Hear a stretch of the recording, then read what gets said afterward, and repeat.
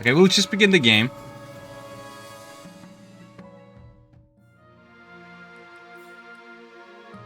Okay, it is just like... I'm sure there's like somewhere I can... Does anyone remember? It's like exclamation mark help or something?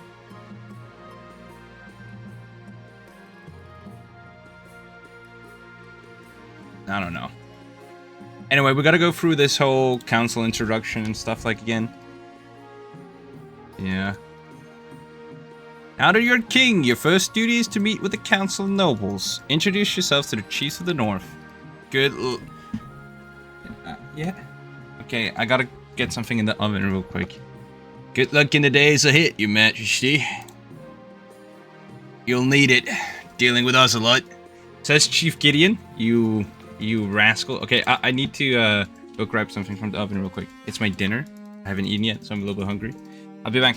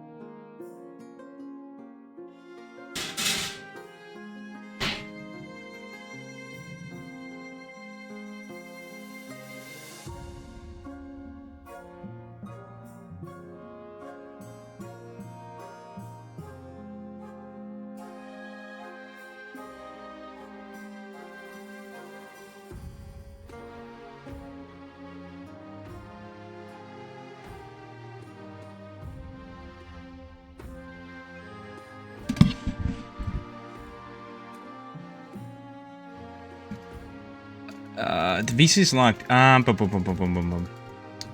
That is because you don't have the role. If you go to the role shown power 2 and can get King of the Castle role, then you have it. And you can join. Enjoy your dinner. Thank you, Gideon. It's just a frozen pizza. Lazy day. An honor to finally make your acquaintance, your highness. I was dismayed to hear of your father's passing, says Count Kaiser Lucas. Okay, or Kaiser Lux. I feel that's kind of like a snide remark. But we'll talk about this later, Kaiser Lux. Sean Paul wants to read this. You have the chance.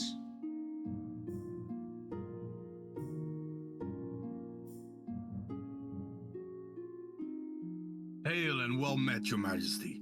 Under your leadership, we'll whip this kingdom into shape, Okay, that's... okay. Okay, if you don't know, Sean Power is a voice actor. Correct. Correct me if I'm wrong, but you're a voice actor for real, right, Sean Power? The council hall immediately fills with raised watches as nobles argue. Is this what your father fought so hard for? What a great voice for a twink. Hold up a minute. Who are you calling a twink? Twink.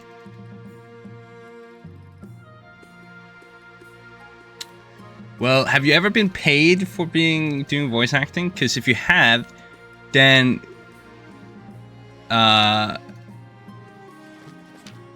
you're a professional, no longer an amateur. I mean the automated one. There was no automated voice. That was short. Okay, so Kaiser Lux, if you want, you can read out your own voice lines in the game. You just have to join the Discord. Right, so it was Sean Power reading out his voice line. Your Majesty, you have some big boots to fill. And with your father out of the picture, the nobles be looking for any opportunity to replace you. No, it's okay. It's just, I was like wondering if you knew Sean Power and then you were calling, yeah, whatever, you were calling him a twink. It's just like, yeah, like it sounded like a game character. I think that's like the reaction. Like, it's like, wow, that actually sounds like a game character. What you die? What do you hope? How do you hope the kingdom will remember you? I don't really like my air, I must say. So, looking at our stuff here, we have farming really high and we have trade really high. Stability and authority, not so much. What do you want? What do you want? I mean, military is also high as heck, but no, I think I'll do. Farming. Interesting. Are you concerned for the welfare of the commoners, or are you just hoping for a favorable passage in the history book? Second one. Don't care about the commoners. I suggest over the next years, you focus on improving the kingdom's overall farming as much as possible. Once you have an heir, I will return to discuss how your ambition is progressing. Good luck, Your Majesty. This is just like last time. We might skip over it a little bit. Your Majesty, it was an honor to serve your father, but now it's time to wear the crown. Wait a second, is the Chancellor, Spymaster, and Marshal like immortal characters? Like no matter how long we play, they'll always be there. As is tradition, the castle will decide what happens at your coronation. Maybe for the best, Majesty. Shall we call the nobles in? Okay, and now, people in the chat, you get to vote whether, for my coronation, if we're gonna have a lavish parade with jugglers and fountains of wine, or force the commoners to swear blood oath, throw the king into the river, or the nobles might put on a vast banquet for the king. And because last time, no, actually, I don't think you guys threw me in the river. But, I don't want to lose this much money in the beginning. So you guys get to vote now. If you want B, C, or D. And I'll eat a little bit while you guys are voting.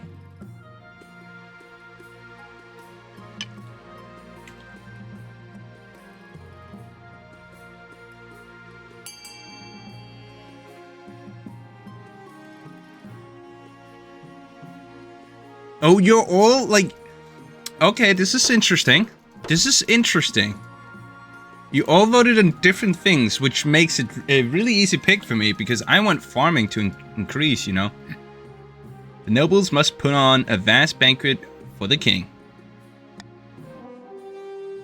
This means you guys lose 900 wealth, and farming goes up. Oh, the poverty. Let's go. It's a meal fit for king, which is now, you suppose, what you are. Which now, I suppose, I don't know, I misread that.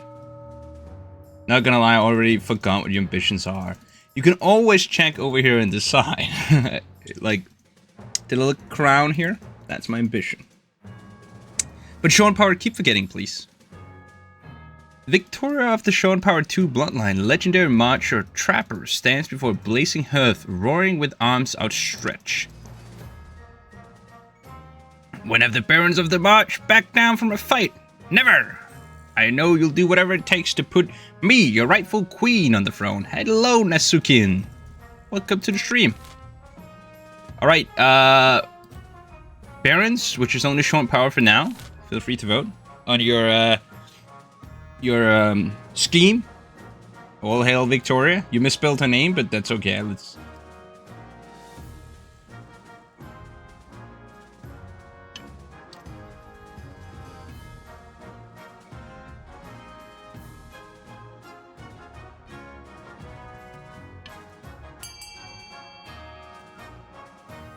Oh, okay.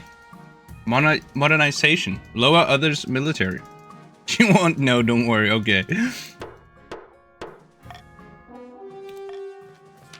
The barons plan to modernize the kingdom's army in such a way that it's totally under their control. First must prove the military is in need of reform. To advance the scheme, barons must lower other regions' military to a combined total of 4 or less in 4 seasons. Okay. Now it's the chiefs. And the chiefs are Nasuking and Gideon. Lumi of the Nasuking clan, sinister northern god speaker, stands precariously on a longhouse crossbeam, spitting as they speak. Chiefs of the north, we all know I should be on the throne, not the imposter King Sebubu II. How did we make this happen? I imagine she was spitting a bit. I was trying to make her whatever. Well, now it is up to the chiefs. How do you want to scheme going forward? Subterfuge, lower the stability, prophecy, raise authority, or hornblower, lower all faith. I think hornblower is a sure win, not gonna lie.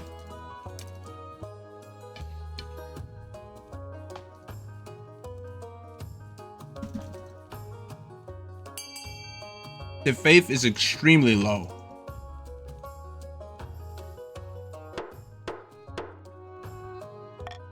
Just taking a look over it, it's like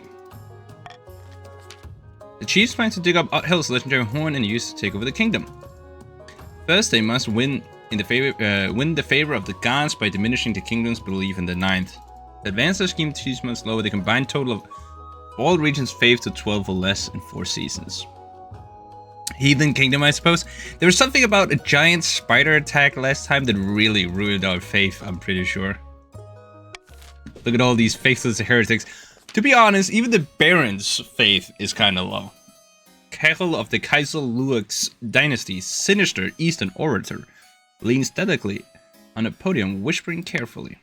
My fellow counts, in ancient times, the East was his own proud kingdom. We can bring back those days of glory, but not while the false king Sebubu II wears the crown. Okay. Now it is Kaiser Luox to vote on his scheme. Doppelganger, intimidation, or ascension.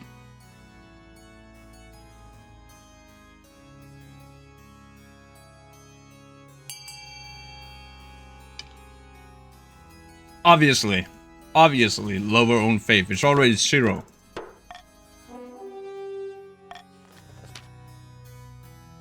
The counts plan to induct the king into the secret cult and offer him immortality in exchange for the throne. First, they must reduce the power of the Eastern Church.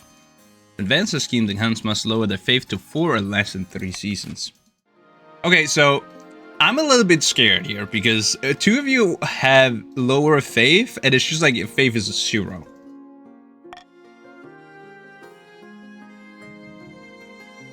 I like Monon's golden choice because it makes me able to corrupt. What the hell?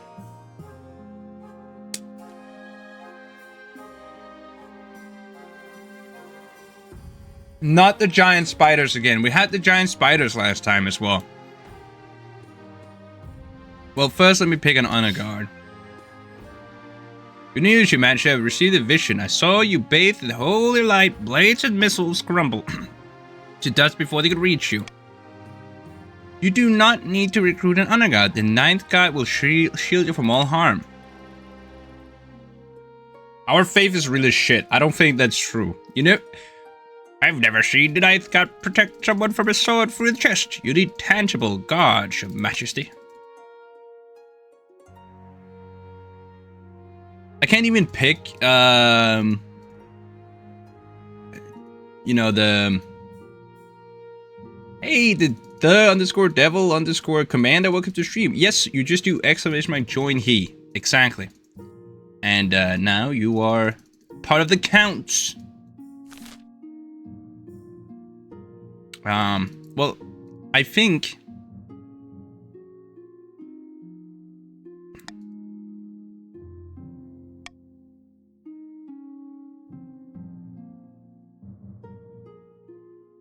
all of these lower faith? Why do they lower faith?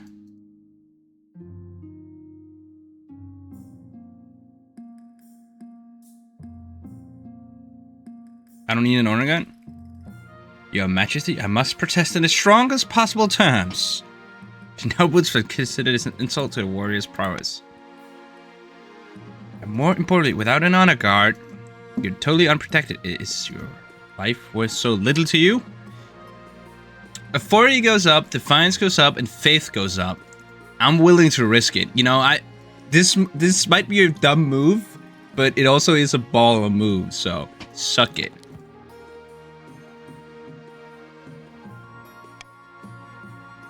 Don't blame me when you wind up on the wrong end of the assassin's blade. At last, a king who trusts in the 9th. You have nothing to fear, your majesty. Your enemy's arrows shall miss and their swords shall falter. Everyone becomes a little bit more religious, and that's important.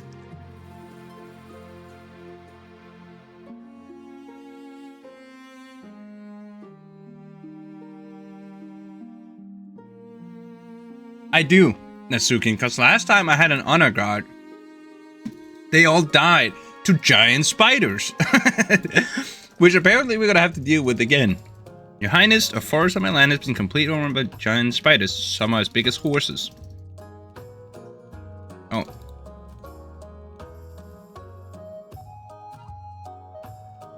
The trees are shrouded in webs, and travelers are going missing. We must put a stop to this. Okay.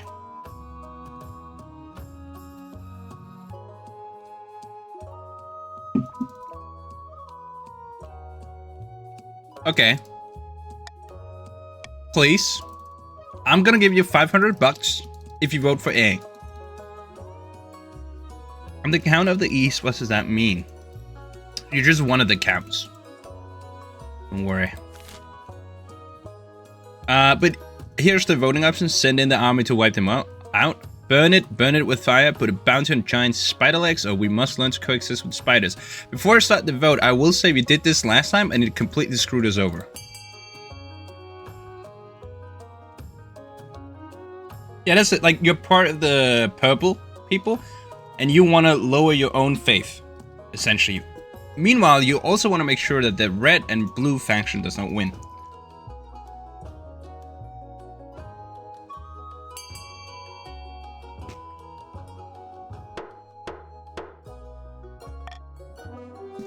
Very nice. You all voted correctly. You got some money out of it. Northern troops sweep into the shrouded woods, hacking down webs and killing any 8-legged creatures they come across. The operation is a major success, no significant losses, and soon the forest is empty of arachnid life. Soon, merchants are returning to the roads without worrying about being turned into spider food. Trade is now prosperous, defiance is now aloof, and stability is now steady. Thank you very much, very nice. That was actually a very good ending to this, unlike last time. Oh, and look at this! This is you, the Devil Commander. Count the Devil Commander. Grim tidings, Your Highness. A meddling wizard has set up shop in Terinople. I believe it is Arathmoral, or just Athmoral, the Stormbringer. Tell me more about this wizard. Wizards have managed to tame creation itself. They wield untold power and are naturally distrusted by the church. Even the High Inquisitor wouldn't dare move against them openly. Athmoral, as her name suggests, is the wizard whose domain includes both sky and storm. Okay. She's put out a call for her new apprentices, which is a rare event. This is a once-in-a-lifetime opportunity for many. Droves of unwashed, glory-seeking peasants from all over the East are lining up for their chance.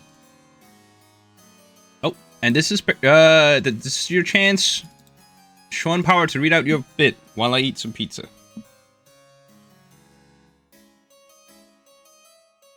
Not just peasants. I, Sean Power 2, have also decided to apply. The competition will be fierce, but those common folk are no match. I will be the most powerful noble this council has ever seen. Thank you very much. You couldn't put your clothes on if it wasn't for your servants' help. Can't let this go ahead. To have a potential wizard on the council would be a present. On the council would present a clear and dangerous conflict of interest. Remembering the voice is impossible. I've given up. A conflict of interest, how? Wizards only answer to themselves. Their power is unmatched, such that entire kingdoms cannot stand against them. Even an apprentice on the council would be disastrous. Baron Sean Power 2 could use magic to interfere with votes. Or you, for that matter. I thought the barons were religious people. Apparently they're all about, or at least allowing a wizard's apprentice now. Anyway, A, allow Baron Sean Power 2 to become Athmoral's apprentice. B, require he forfeits his noble title in order to become an apprentice. C, forbid Sean Power 2 from traveling to Terinople. I know, I'm voting for this one just because it makes me more rich. And it seems the most fair.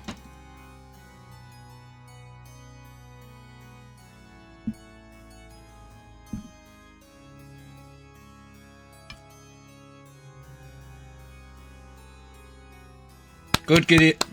Very nice, Kaiser Luex. Very nice. Good job, Gideon. I'm gonna give you a clap in chat.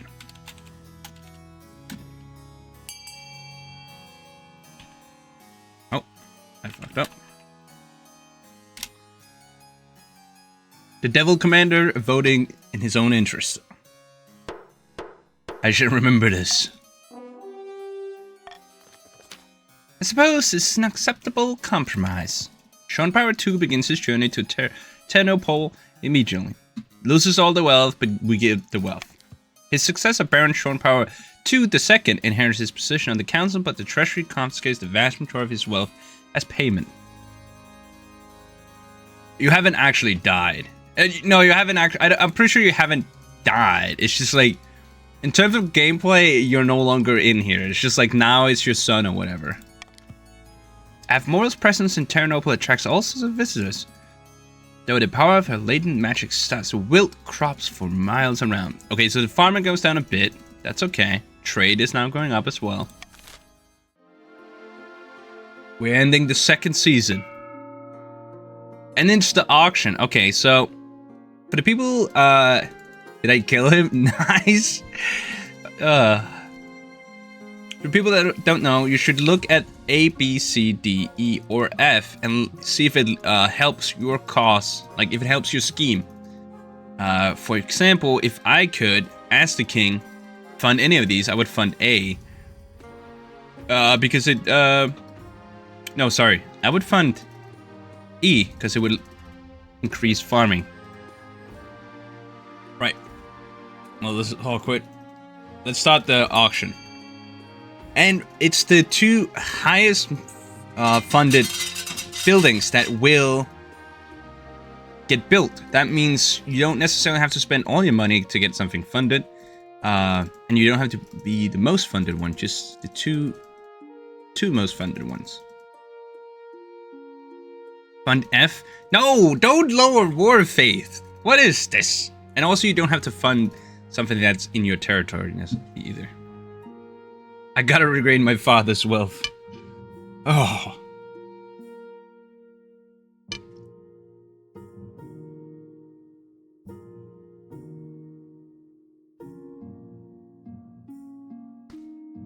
What do we look? We're looking at F and E. So more farming and less faith. Whoever is voting for more farming, thank you very much.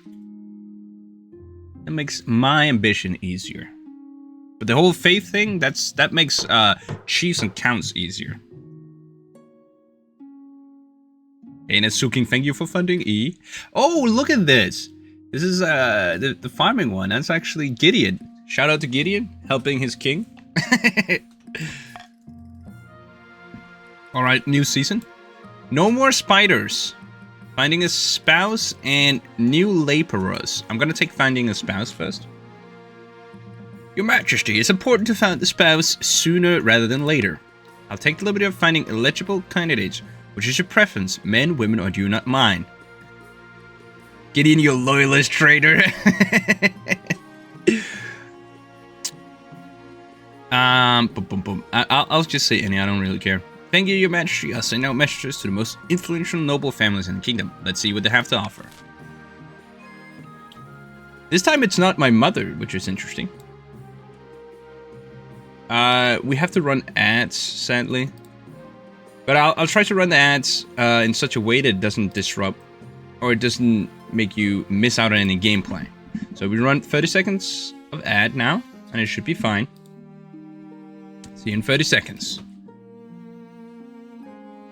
Unless you, of course, if you're subscribed, you don't actually if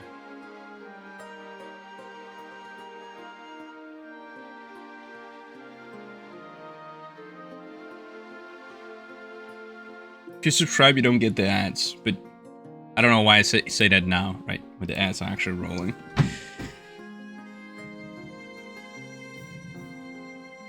All right, I think we're back. Please let me know if other ads are starting. There should be no more ads. You got a 10 seconds ad? It's supposed to be 30 seconds, so that's kind of like worth if you ask me.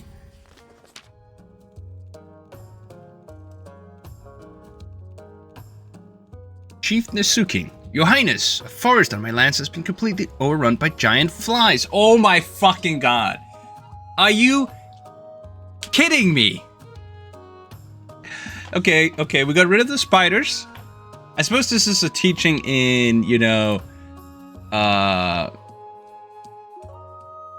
ecological, like, the circle of life, or whatever.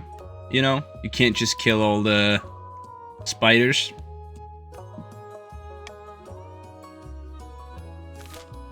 Giant spiders must have been the only thing keeping them in check. They're huge and horrible and buzzing all across the north. Perhaps we should have left those spiders alone? You think? My crops are being eaten. Disease is running rampant. Something must be done.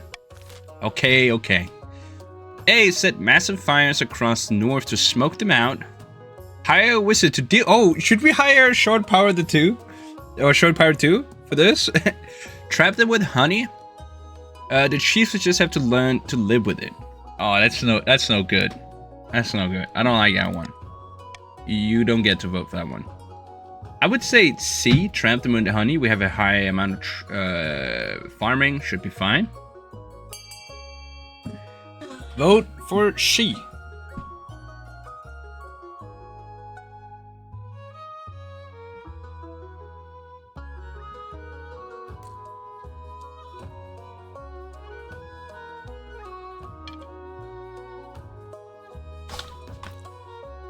None of you listen to me. I have to pay 2,000 to hire. Oh my god, there's another ad break.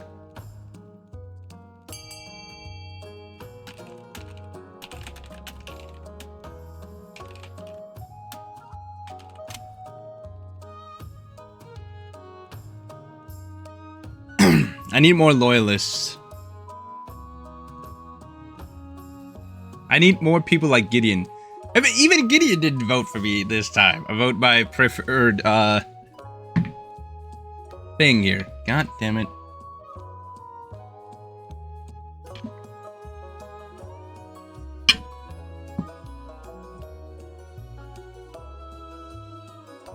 Ten more seconds and we continue.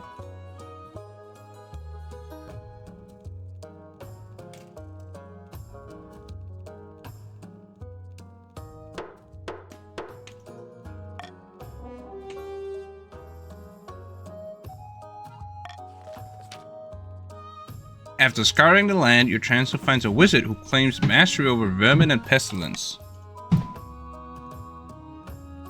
I've seen her before. She was part of the Count's scheme last time. Yes, I suppose I can help. But next time, just leave the spiders alive. It's a delicate ecosystem. That's what I was looking for before. It's an ecosystem. Hestia pulls a bone flute from her pocket and strolls out of your throne room, playing a tune that buzzes in your skull. Man, I'm so poor now. Fuck you guys. According to reports, the flies in north rise en masse and descend upon Pestia, follow her like a great black cloud. She leads them directly to the sea and commands them to drown themselves. Fishermen are picking fly carcasses off their nets for weeks afterward. Okay, that's kind of crazy. Alright, time to do some Baron stuff. I think I'm gonna have to tax you all really hard this time. Oh, and there's Baron Short Power the Second. Your Majesty, I have a proposition for you.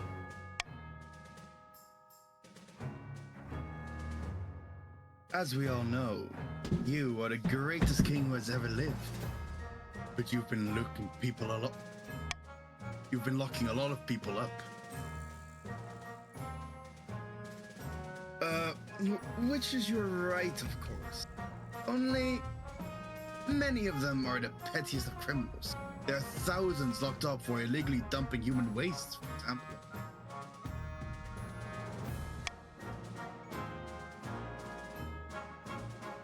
Most of them would make good laborers and farmhands, which we sorely need in the march. Perhaps we can work out a deal. All right. So, Baron Short Power 2 the second is a genius man. He's like, let's take out the criminals. I need money. The devil commands saying, we will bankrupt you, my highness. God, don't do that. New voice for the new guy makes sense. Makes sense. I mean, it's his son or whatever. So the first you can vote for, accept gold in exchange for petty prisoners. That would make me rich. Donate the prisoners for free. Would make farming go up. Keep the waste dumpers where they are. Okay, I can vote for one, and I'm just gonna vote for B. And you guys, you vote for whatever you want, preferably A or B.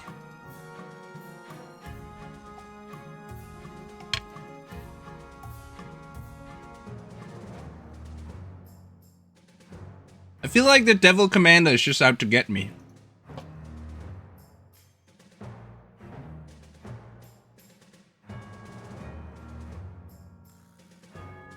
Your vote is not showing up, Nasukin, but it did. That's weird. I am. Okay, okay.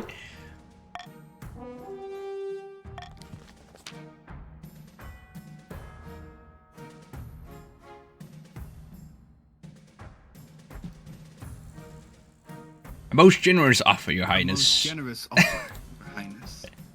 Okay, I thought for a second maybe there's like... Soon a large number of... I was slow yet. Soon a large number of so-called criminals are sent to the march to work the fields. The barons are grateful for your gift, and the marcher crops thrive thanks to all the extra fertilization. Oh my... Extra fertilization! We released waste dumpers, people who dump their shit. The barons are eating human fertilized food.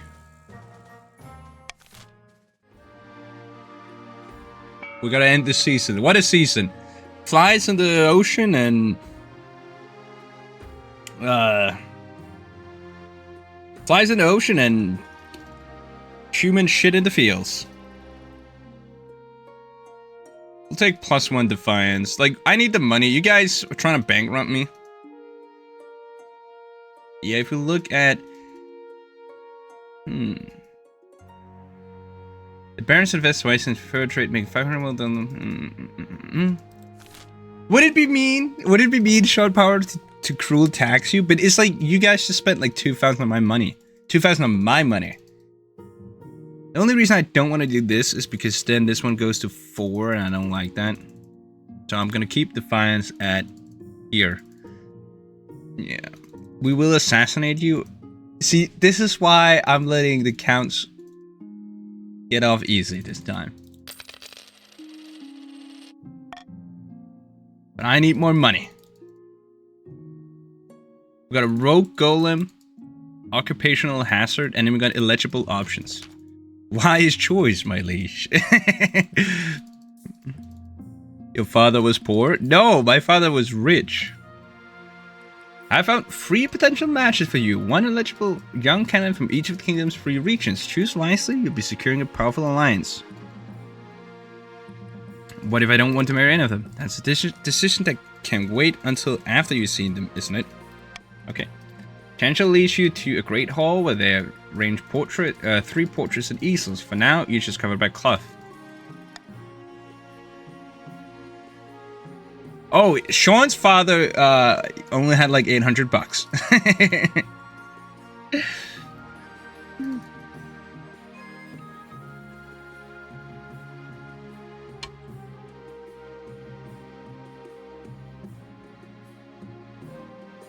I whisk away the cloth from the first portrait. This is Askal, firstborn son of the Northern Gideon 1797 clan. Apparently, the other Northerners have nicknamed him Windspeaker. Can't imagine why. I've heard he spends most of his time playing cards or making wagers with friends and hangers-on. People say he nurses a grudge, though. I think we had a Northerner last time. And just for good measure, I think we're looking for... But we... I can see appeal, because Gideon was kind of like a loyalist. We do... This is Destomina, the eldest daughter of the Eastern the Devil Commander's dynasty. Apparently, they had a hell of a time getting her to smile for this portrait. Okay, she bought a controlling interest in a silver mine in the east and made a killing. Half of the east are in love with her, apparently, and the other half hate her. She's an intriguing candidate. He was a street magician parading as a wizard. And finally, we have March's offering, Tapika, scion of the prestigious Sean Power 2 bloodline. Well, Sean Power 2 is no longer prestigious. It's poor, and their father is some guy that thinks he's a street magician. Or thinks he's a wizard, but isn't a street magician. They're known for the blunt honesty, the kind of honesty to make you enemies. Had a meaningful encounter with a wizard a few years ago. And now they spend most of their time brewing strange potions. Oh, and they're not popular with the peasantry. Something about them sets their teeth on edge. I don't think we're going with this one. Don't marry Sean's daughter. She gets chlamydia. What do you think? Of course, by picking you anger the other regions, but you gain lifelong alliances. I think actually I want to go with the eastern ones because she was about money, and she might help me improve trade and farming.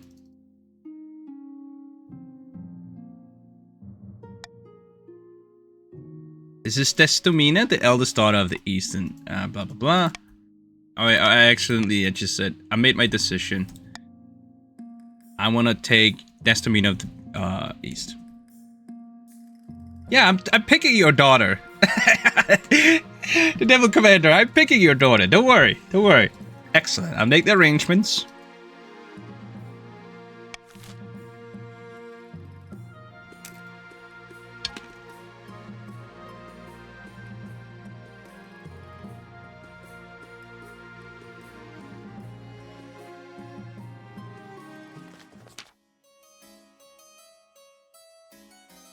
We just received a message from the wizard Afmoro.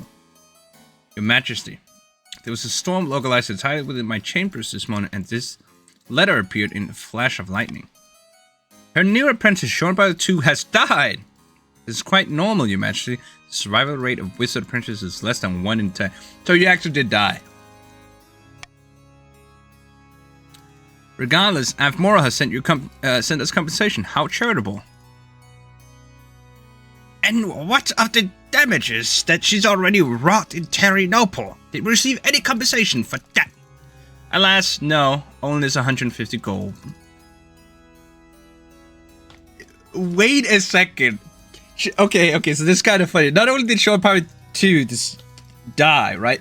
But apparently the wizard only thought he was worth 150 gold. Okay, so you can vote for A, give it to his successor, Baron Sean Power 2 II, or B, pay the counts for the magical damage in Terinople, build a statue celebrating Sean Power 2 bravery, or keep it for the treasurer. I don't actually care for any of these. You can all vote for what you want to. The vote has started. You vote for whatever you want to.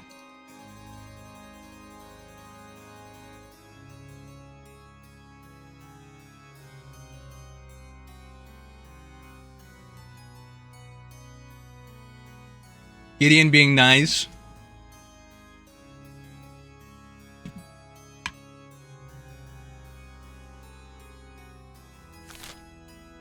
The Devil Commander, you want a chance to vote?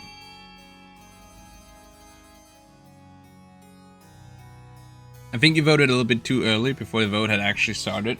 Rascal, can you just go over here?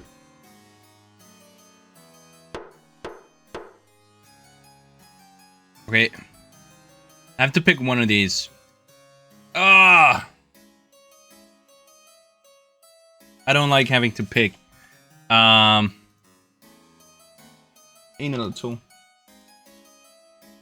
Okay.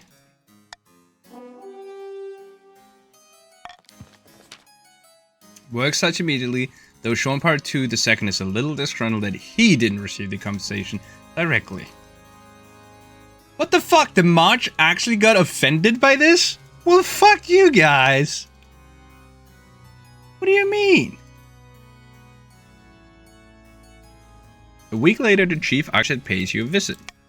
Small problem, your highness. The money wasn't nearly enough to build a whole statue. So far, all we got is a pair of very heroic looking feet. I'm not sure what the council was thinking.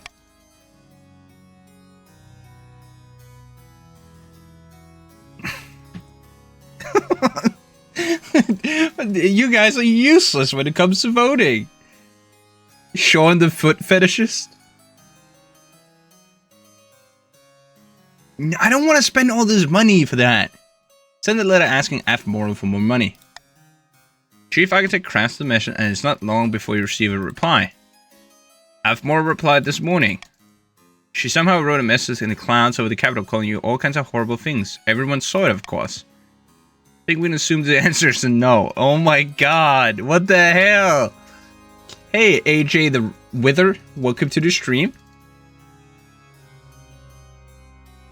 I need the defiance to go down. I'll pay. With pleasure, your highness. By the end of the construction, even Sean Proud II has to admit the statue is flattering. It's a flattering likeness. Its meaning will no doubt be twisted and forgotten over the years, but for now it's a stark reminder of the dangers of wizards. Indeed. Wizards are evil.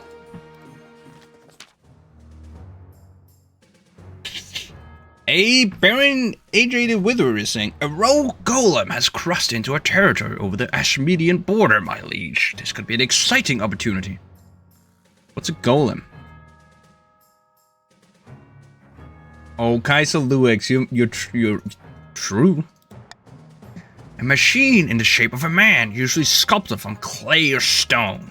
The Ashmedians used them for drudge work and warfare. Why did it cross over here? It was instructed to dig a trench, but evidently not told when to stop. It had dug a 16-mile furrow through the landscape and over the border by the time we stopped it.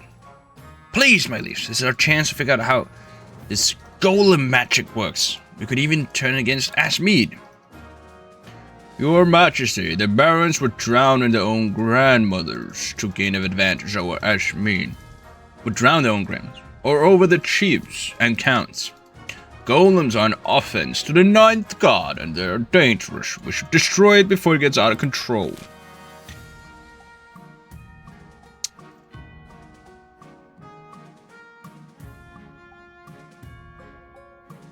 I'm gonna give you 500 gold each if you vote for D.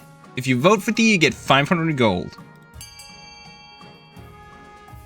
Chlamydian border, more like.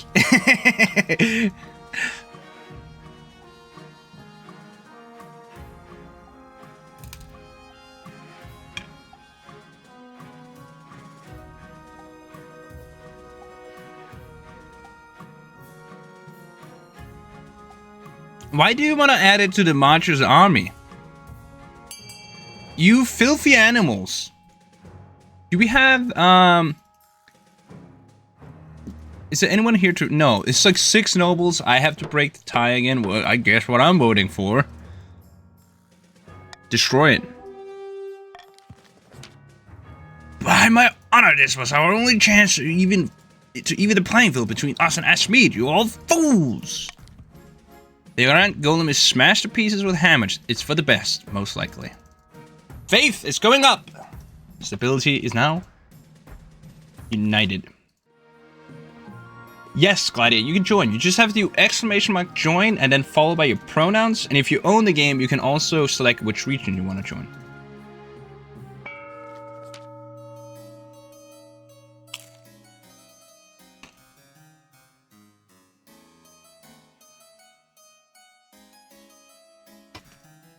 Sorry, guys.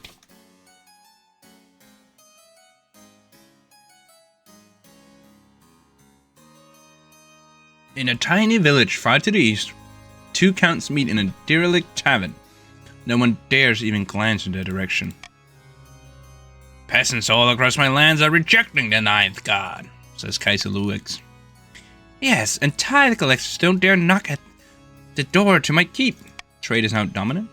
Now we must not falter. If the king grows proud, we can offer him the ultimate reward, immortality. For the next stage of this scheme, the counts must raise authority to 5 or more in 4 seasons. God damn it.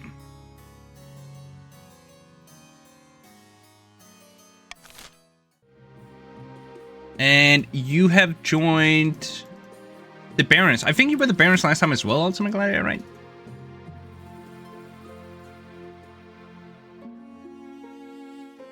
I like my options right now. Keep them.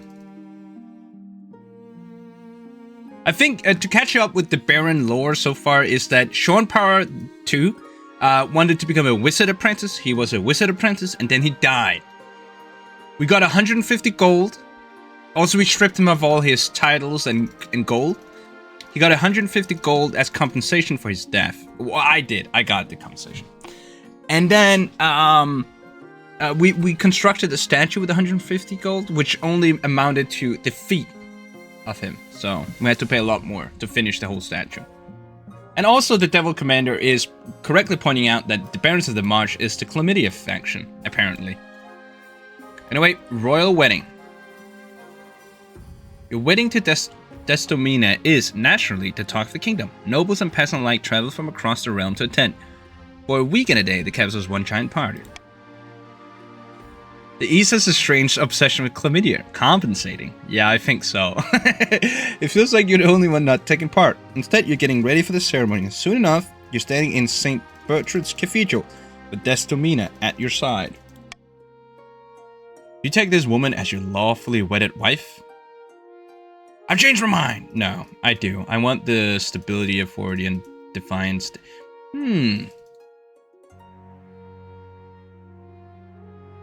Do I, though? No, I want more of this. Then I pronounce you king and wife. After the wedding feast, there's a feast, and after the feast, a dance. Your new wife, Destomina, refuses to dance at all, preferring instead to brood in the corner. Boring. Time finishes alone with Destomina. It's past midnight, and you never felt more tired. You see the 8 crows perch on the church tower as we walked into the cathedral. A dire omen. Perhaps you're right. Peasants have the right idea. They get married for love, not for politics. Oh, to live the simple life of a commoner. There, we're both in this together. Your life's not so bad. Oh, you don't get it, do you? My life is perpetual misery. No one understands, not even my king. Destomina pulls away from you and retreats to the spared bedchamber, slamming the door. You're left feeling a little depressed and dreading what married life will bring. Oh my god. The counts are weird. Wild beast attacks. Your Highness, I'll bring ill tidings from the north. Wildlife has gone berserk in rural areas. They're attacking villagers and travelers all across the region. Strong, independent woman. She's literally saying she would rather be a peasant than spend more time with you people. Beast, you say? Can't you deal with them yourself? Tell me more about these creatures. They're great hulking beasts, clearly twisted by magic. Some say they walk and talk like people. The northern warriors are afraid. They say the creatures are dark omen, a sign of the end. Bloody hell, what's going into these chiefs? That they can't handle a few wild animals? The other regions have plenty of their own problems, Your Highness. No one wants to march up to the frozen north for something like that. You are all as useful as nipples on a press plate. I'm gonna say that.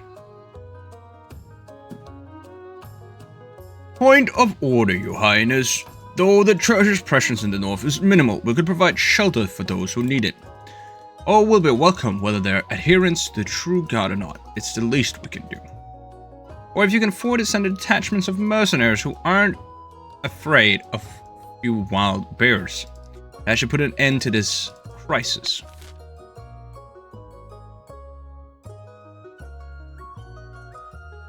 Treasury too low, okay.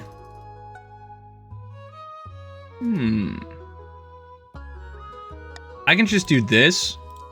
Okay, let's start voting. Instruct the Northerners to seek refuge in the Ninth God's churches. Raising the faith. to stop the scheme of the chiefs.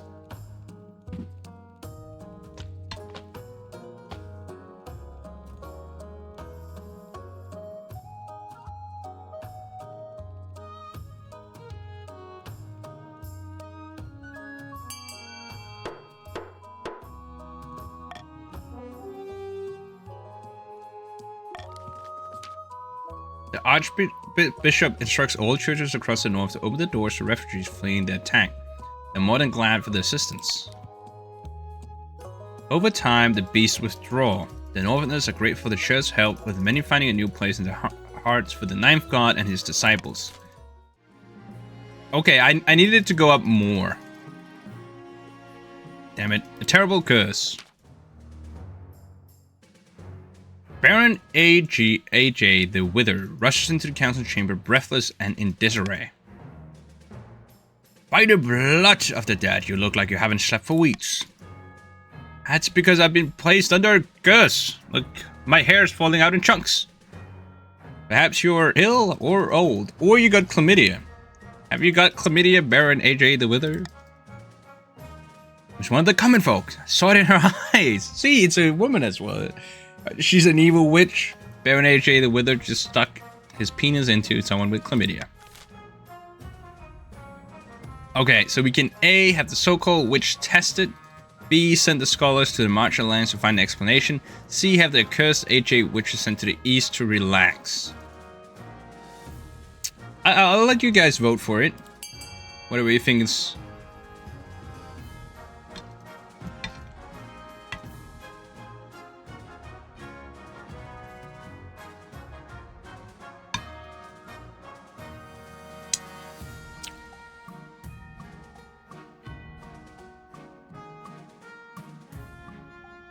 Why did I think Kaiser Luex was Chiefs? It's because your color in chat is blue. Okay. We're 7 nobles. There should be someone able to break the tie. That would be AJ the Wither. Is AJ the Wither in the room with us? I don't think so. I think they left the stream, sadly.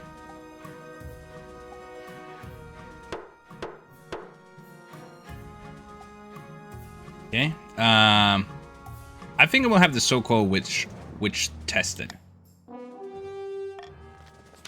You arrange for a priest of Nine God to question the accused. The church does not look kindly upon witches, particularly if they're cursing a noble for no reason. After several days of questioning and burning of incense, the priestess makes her announcement. The accused is innocent. Things settle down, and AJ the Wither eventually admits that some new pomade may be the blame for his hair troubles. Oh my god, AJ the Wither is a liar? Anyway, farming went up, right? So that was good for me. A little bit sad that faith didn't go up. Anyway, we end the season. In a distant fortress, amidst dark and foreboding forests, a small, squat castle stands watch over the Marcher border. There, at the end of the kingdom, a plot is hatching. A Sean Power 2, if you want to read. Those dogs in the other region are as strong as ever. Fools, a lot of them, playing at war like child plays with dolls. Very scary, powerful dolls. We must continue our sabotage. The Baron's aim is to lower the other region's combined military to 10 or less. Oh.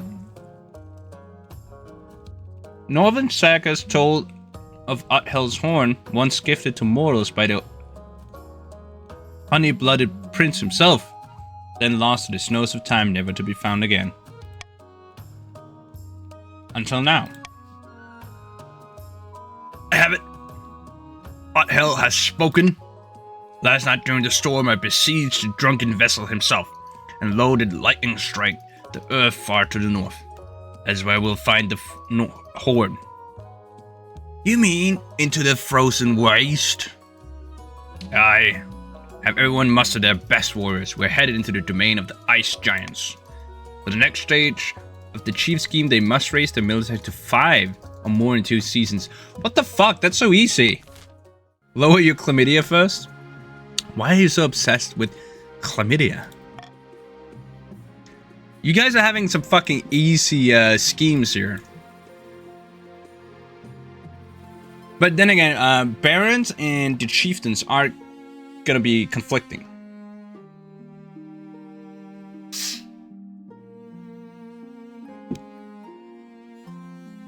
You got missing bees. Oh my god, not the bees again. A helping hand and new gods. Let's do a helping hand. Sebubu, I had something I wanted to ask of you, says Destomina, my wife. I don't have long, please be quick about it. As you surely know, I run a very successful lumber company back home in the east. Yeah, I remember that. But the current laws are a little restrictive for my trade. Lots of tariffs and regulations. You know how it is. Is there an ad running right now?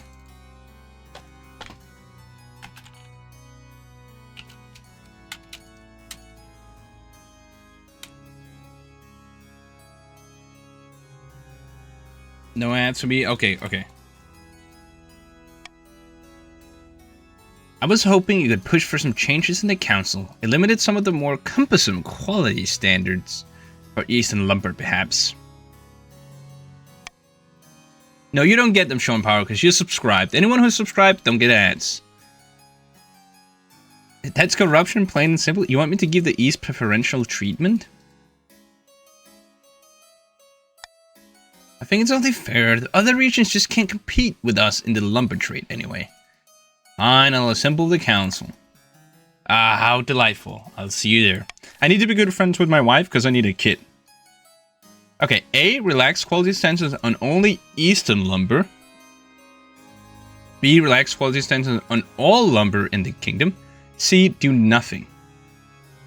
Well, I'm definitely voting for do nothing, but oh, yeah, now there's ads. Now there's ads, so we'll just wait. Stop. Dele min subscribers, dem skal du ikke give fingre. Stop. Du skal i stedet for join. Hvad? Jo. Hvad? Jamen, du kan også spille det imens. Ligesom dit ludo. Når jeg streamer. Du snakkede til mig? Ja, fordi du blev med at give fingeren. Ja. Sorry.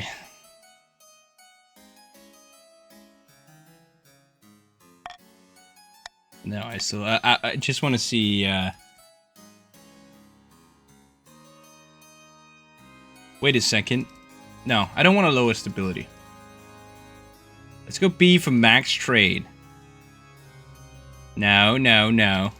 I'm gonna start the vote now. Ants should be over. Let's vote for C. Let's do nothing. We have regulations, you know, and quality standards for a reason. If we lower the quality, houses are gonna collapse. So don't fucking... Short power to why are you voting A? That's just like only good for that's only good for the counts.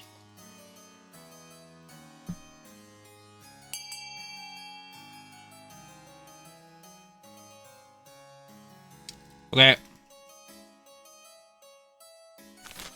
I think one hasn't voted yet. If we go B, the queen will be mad and not in error-making mood, maybe? Hmm? It's good for the kingdom as well. Think of the money! I think the devil commander is missing his vote. Seems like the devil commander left us. It's okay, I'll just pick then. I get to choose from all three, and I'm just gonna say... Okay. Ah, fuck me.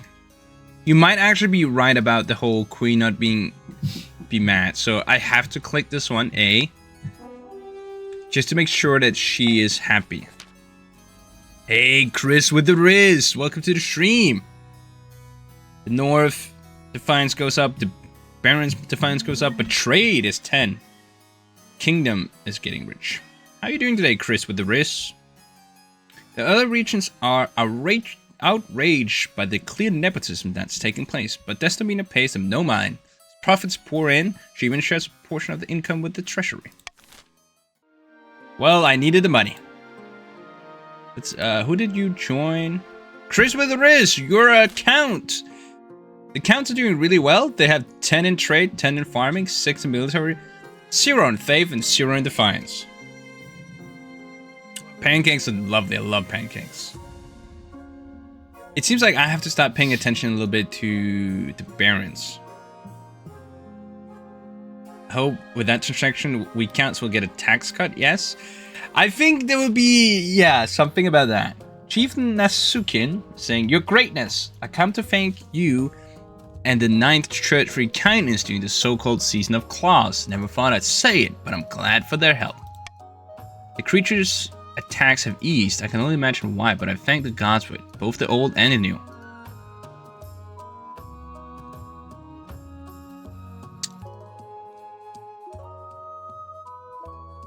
Wait a second. Kaiser Louis says, I hope... Oh, we counts. No. You counts are getting no... No. You counts are getting no tax cuts. You're getting no... I read barons for some reason. The king might misread, but the Season of Claws.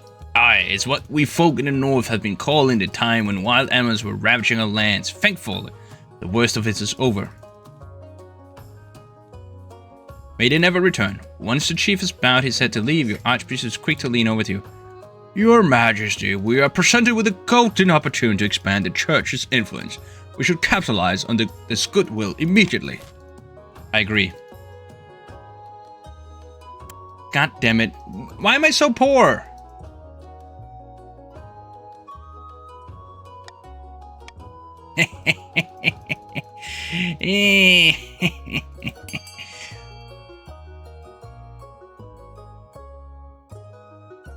Oh, you guys can vote for send missionaries to the furthest reaches of the north.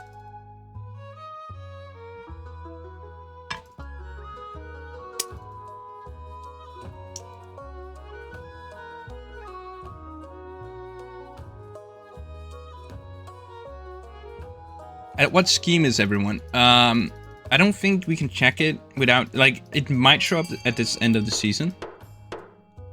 But I think the chiefs and counts have gone to the second part of the scheme, and the barons are only at their first.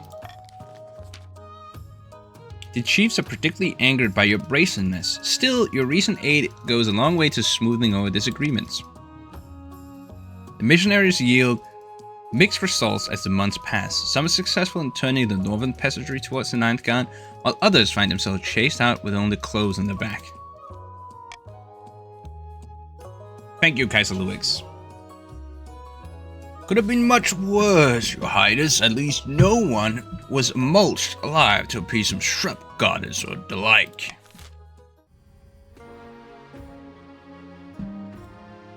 I don't know why you would say that, Ultimate Gladiator. Like, are you trying to point out that I'm corrupt as a king? Count Chris with the Riz. Your Grace, terrible news from the east. The bees have vanished. Excellent, you can have outdoor picnics in peace. This is no small matter. We counts rely on the bees for our honey trade. But it's worse than that, far worse. In the east, bees are bringers of good fortune. We look after them, and they look after us. It's a grim omen indeed if they're deserted. No, dear Bubu, I think corruption is our king. What is Zesty outfit? Also true. Our low-born are scared that we are offended the bees somehow. We must track them down. Okay, guys, you can vote for A. Bees come and go. Let nature take its course. Farming down, trade up, defiance up. B. Send messengers to investigate other regions. Defiance down. C. Ask the peasants if they notice anything wrong. Oh my god. I would very much like C. I think everyone who's not a count should vote for C, and here's why. You get 500 bucks, right?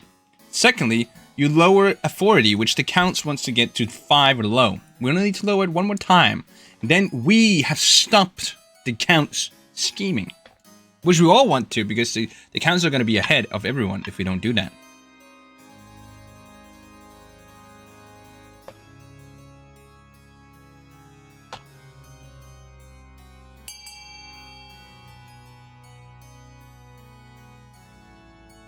Oh, Kaiserlux, you tried, but you were outnumbered, and we love democracy.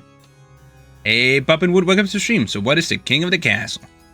King of the castle, king of the castle. You gotta do exclamation join, and then followed by your pronouns. It can be he, she, or they. And then you get placed. Bob, you are currently a chief of the north. Chief Puppinwood. Join him. You are a day now, I think. Yeah, you're a day then. You vote for B? I'm gonna stop the voting here because I don't want B to succeed.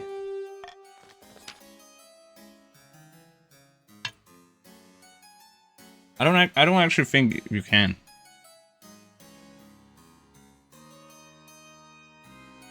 Pah, what do the peasants know?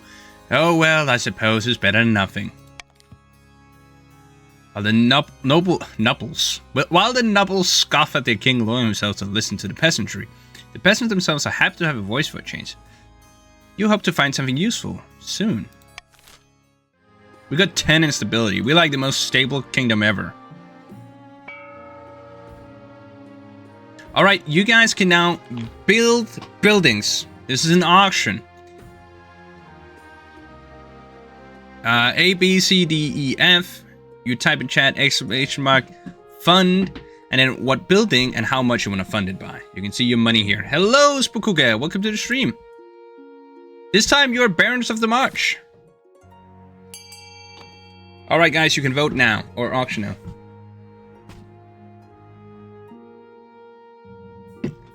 Sean Power is saying, remember, Barons, we need their military lowered.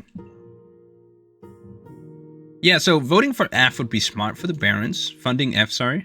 Not voting. Ooh, and E and F. Can someone make sure to... Okay, so let me explain this real quick. The two most funded buildings will be built. F and E are winning right now. This one being built is bad for us. 10 instability just means the kingdom could probably survive without the nobility for a while. Are you saying that Suki and I could kill all the nobility and we'll be fine?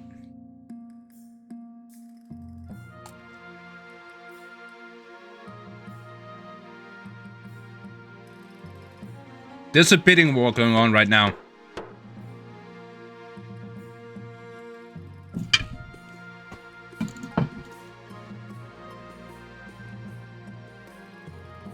Lower military for the counts, but also more authority, which is kind of bad.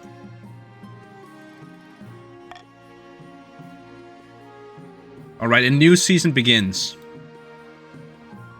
We got a stinging problem. Okay, if you weren't here before, so what happened in the north is that there were giant spiders. We killed the giant spiders, and then there were giant flies. And then there were wild beasts going, like, ravaging. And now, you tell me there's a problem with something stinging? A stinging problem? What the fuck are the northern people doing? Can they not just stick to the meat halls? Anyway, about your heir. Your marriage to this woman has grown stale, or you get along well enough and you made some good memories together, but there's no spark. She cares more about maximizing profits than your happiness. But spark or no spark, you still need an heir. Lady, come here and fuck. Congratulations are in order. The royal wedding was a magnificent affair. Something's still missing. You need an heir. You need someone young whose loyalty is assured. A child of your own would do the trick, even if they're a bastard, or the youngest of many cousins.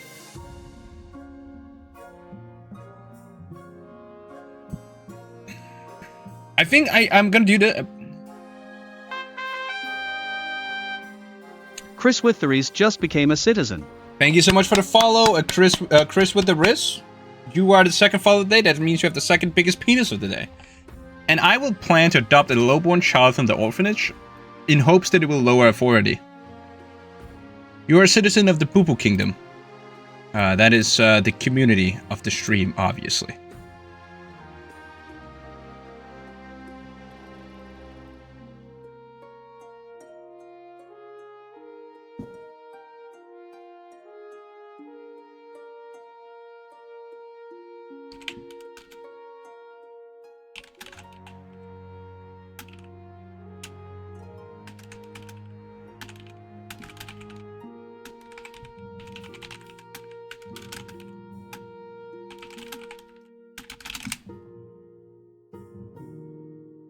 So everyone in the community got a big wiener? No, it's only for the day that you follow, obviously. Anyway, my plan is to adopt someone from the orphanage in hopes it's lower authority. The nobles won't be too happy with a lowborn child being elevated to the status of a royal. I urge you to reconsider. My mind is made up! I'm actually kind of like a crazy king. I feel like I'll make the necessary arrangements. Like, I don't have an honor guard, because I was like, I don't need that shit. And now I'm like, also, find me a lowborn child. Yes. Okay, to be fair, we all have a big wiener in the kingdom.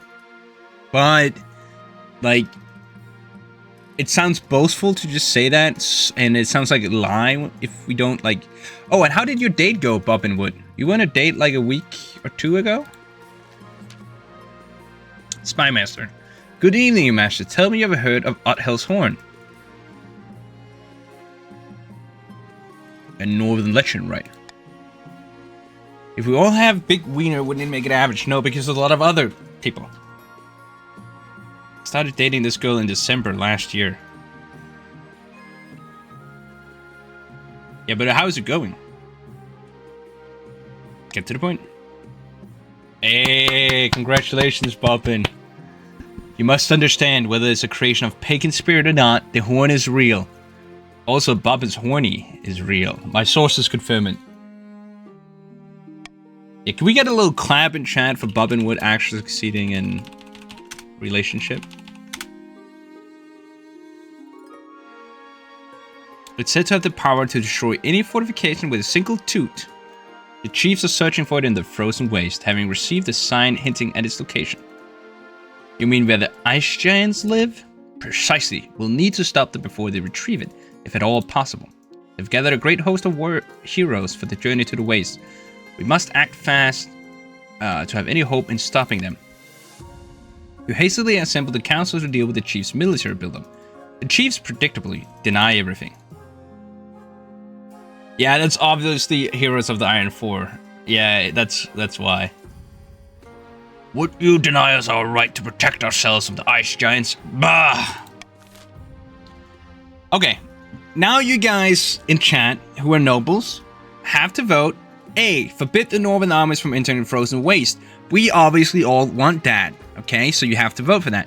B, ban all public mention of Othel's Horn. That only delays it for 1, you know? Allow the chiefs to continue building up the forces. So what we want to do is, I'm going to give you $500 if you vote for A. If you vote for A right now, I get you $500 in game.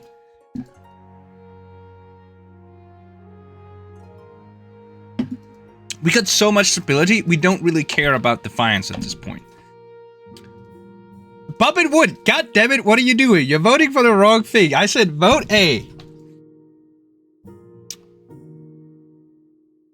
The counts are suspiciously not presents. Ah, Kaiser Luex, very nice.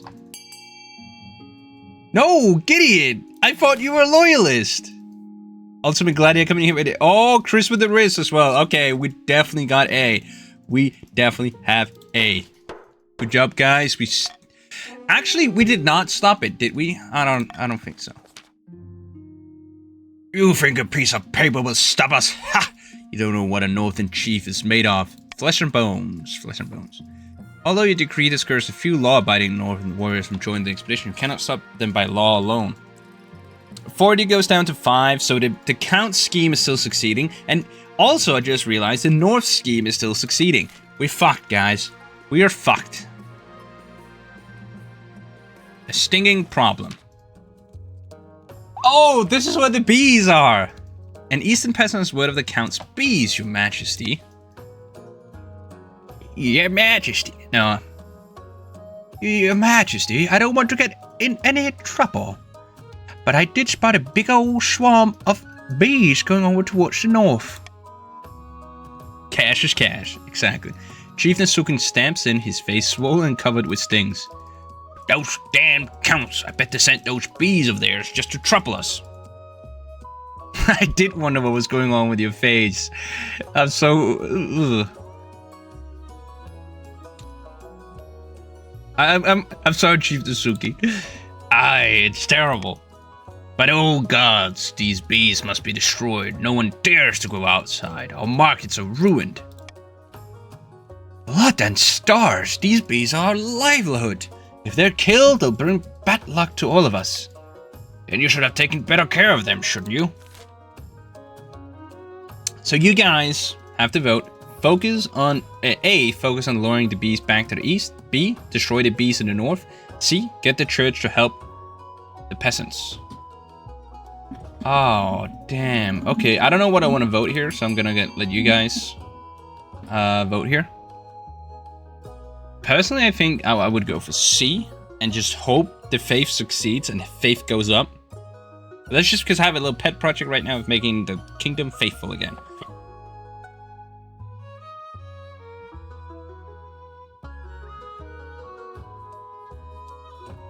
Kaiser Louis, now be nice. Be nice, or I'm gonna tax you really hard. I'll give you 5 more seconds. 5, 4, 3, 2, 1. Oh no!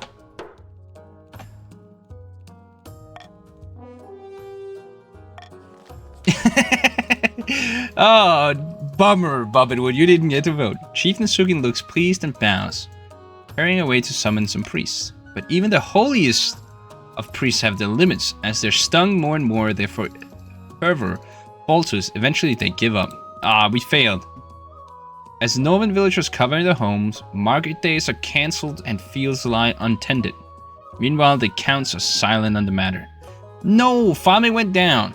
I don't like that. Bro, we almost got them bees back. Oh, we want the bees. Retrieving the horn. Unbeknownst to the rest of the kingdom, a great battle has taken place in the frozen waste.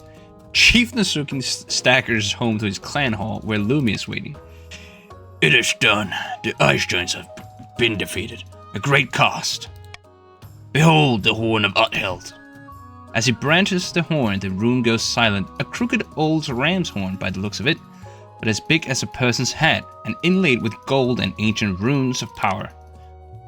By each and every god. This horn has the power to collapse buildings, cause earthquakes, and even destroy mountains. We must assemble the other chiefs at once to decide how it will be used. Okay, so if you're a chief right now, you can vote for A, threaten to destroy the kingdom's food supplies, lower others farming. B, sneak into the capital and collapse place onto the monarch's head. Goal, lower authority. So if you're a chief right now, you have the chance to vote on how you want to proceed with your scheming. That is Gideon, Nasukin, and Bobbinwood. If I was a chief right now, I would vote for B, because lowering authority seems a little bit easier than lowering farming, which is really high. Any other chiefs that wants a chance to vote? Okay. The chiefs are in agreement.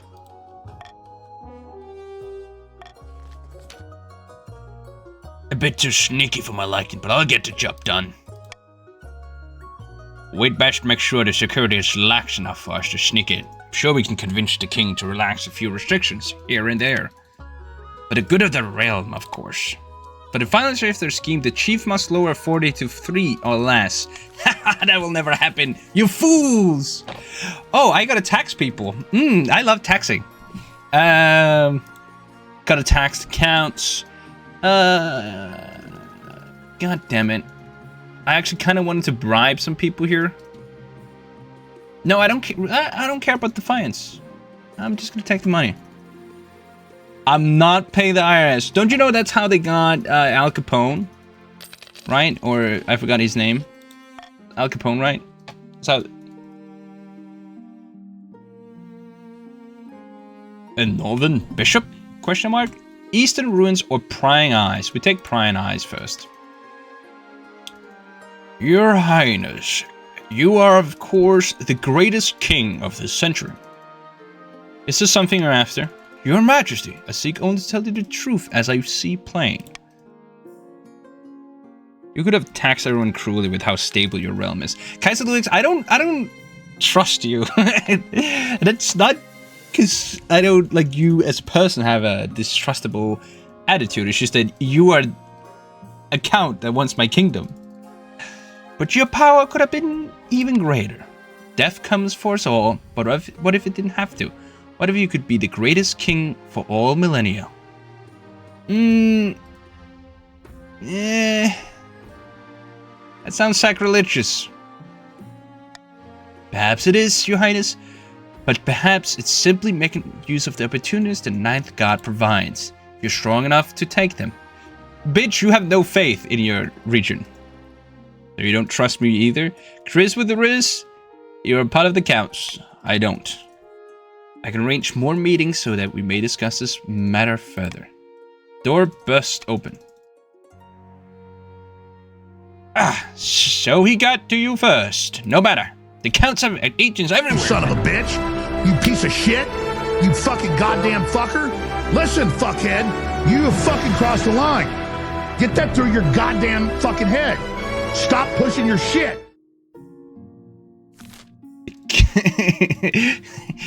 I imagine that's what the king is saying to Kaiser Louis when he goes like, "Hey, do you want to be living forever? You goddamn son of a bitch!" The counts have agents everywhere, and they've been building up your strength. But there is something more sinister afoot. Their ultimate aim is to recruit you into the cult of immortal blood drinkers, or vampires. What a tale! All we want is to help the king. Is this true? Of course not. This is heresy of the highest order. The council must know. Okay, so you guys can vote right now. Force the monarch to officially refuse to join this cult. Lowest authority. B. Prevent the counts from seeking private audience with the king. Delay the scheme for 1 season. Leave the counts to their business. I am gonna say fuck that shit because I don't want. What do you say? I'm saying fuck that shit. Saying A, fuck that. We don't want lower authority because then the chieftains win. So I'm saying to the people of the realm, the people must listen and vote for B. Vote for B. We want to delay the counts just for a little bit, but as much as we can. Bobbin Wood, you bitch. You are a betrayer of the chieftains of the north. You should all vote for B right now.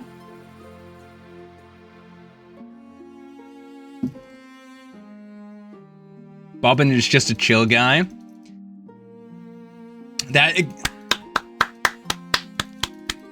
Good job to Spakuga, Sean Power II, Ultimate Gladiator, Gideon, and Nasuking for voting. I appreciate you. You guys are true loyalists. You're true people of the kingdom. Somehow your schedule becomes chock full of nobles demanding your attention. Your Majesty, icy hailstorms in the north have been so fierce that they are breaking windows in the longhouse. There will be a glass shortage next year. Never mind that. What about the Baron's armor, eh? The blacksmiths can clearly keep up with demand. More and more of this is take up your time, some important, and many decidedly not. You have no chance to speak to the council at all. Vampires did sound kind of cool. Yeah, but the thing is, their scheme is to give me immortal life in pay, but paying the throne, you know. So I have to pay my kingdom to become a vampire, and that does not sound cool. Hell no. A northern bishop. Chief Bobbin Wood. Your Highness, I come before you with a humble plea. We, the chiefs of the north, have had an awakening. The ninth god has found his way to our lands. Will you help? Of course. Will you induct us into the church?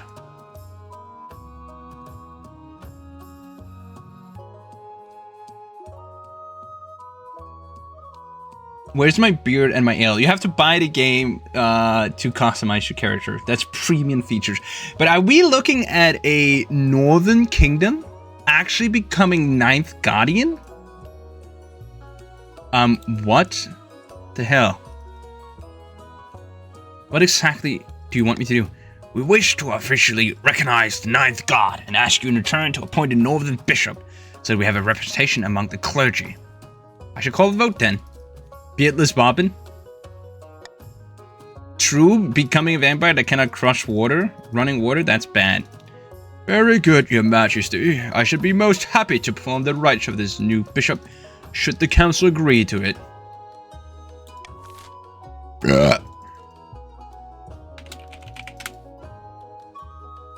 A. Install a northern bishop. B, reject the chief's request? I think let's go for A. Actually, okay. I'm gonna be bribing you guys. I'm eating pancakes right now. You're trying to distract us with deliciousness.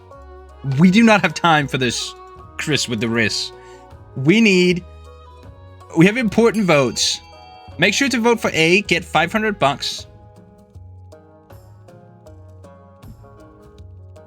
If you want more faith and you want the Chiefs to recognize the faith that you have, vote A.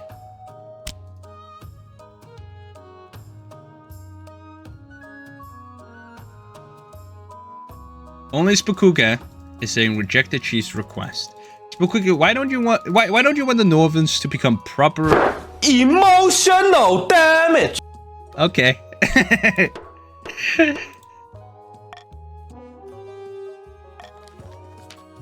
The council has decided a new bishop shall be ordained, a first for the chiefs of the north. Chief Bobbin Wood and their fellow devotees are overjoyed. Defiance goes down. Faith is now fervent. It's higher than the barons. These Northmen are true to the old ways. That's true. The other regions, however, are more reluctant to accept the new bishop. All kinds of excuses are given, but in the end, it doesn't matter. The bishop is ordained at St. Bertrand's within the month. These chiefs are actually not... they're not that pagan like they used to. Your Majesty. Your Majesty, my researchers have uncovered something fascinating. We discovered the location of a bee charm. It should bring the bees back from the north. Are we still talking about this? Mother Mountains, get on with it then. We're covering in our homes to hide from these horrid swarms. That's no way to live. We haven't found the charm yet, but it's said to be hidden in a ruined monastery. My soldiers are combing through it now. What monastery? I've never heard of. The monastery once belonged to the Order of the Conquering Blade. The what? They're long dead, High Inquisitor. Your forebears made sure of that. Because they were demon worshippers. This is a ruin that must be destroyed immediately. It's too dangerous to stand. But this is part of the Eastern heritage. It's not our fault that they had some dubious practices. Besides, we need this charm. New ways are just old ways in the making. That's a beautiful saying. Spakuga is not agreeing, though. I'm with Chris. With the risk. Without the charm, we'll be terrorized by the bees forever. The councilors hold the sense into argument as the three of them make demands. You call a vote to settle things down. Hey, never mind the demon stuff. Find the bee charm. B, loot the whole place, so there's bound to be valuables there. We all get rich, but we lower faith. C, destroy the monastery altogether. It's too dangerous. Okay, I'm just gonna let you guys vote because I don't care about the counts anymore. I'm so over them. My wife is shit, and they always seem to vote against me.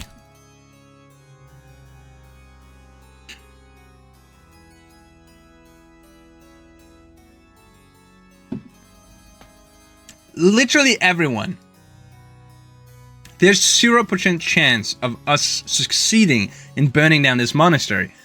But you guys still voted for it. I created death. People didn't die before I was born. I created heartburn. I created hemorrhoids. I created hangovers.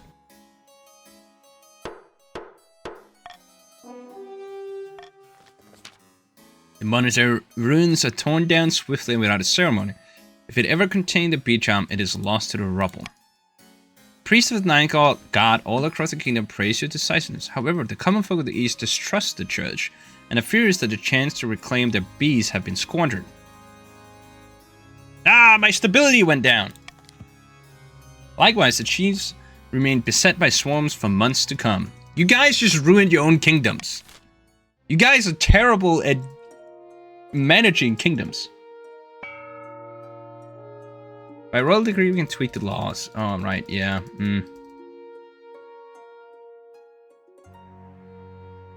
I should probably adopt this one rather than... Yeah, because I need authority to go up now.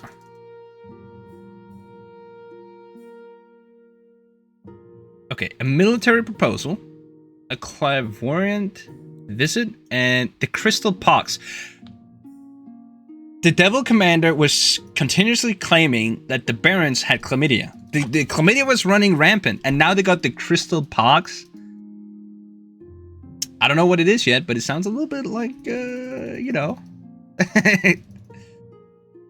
Okay, let's start with a military proposal.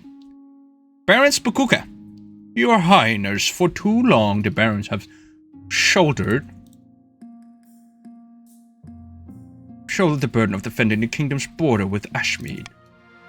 It's just not fair. Don't you think the chiefs and the count should carry their own weight?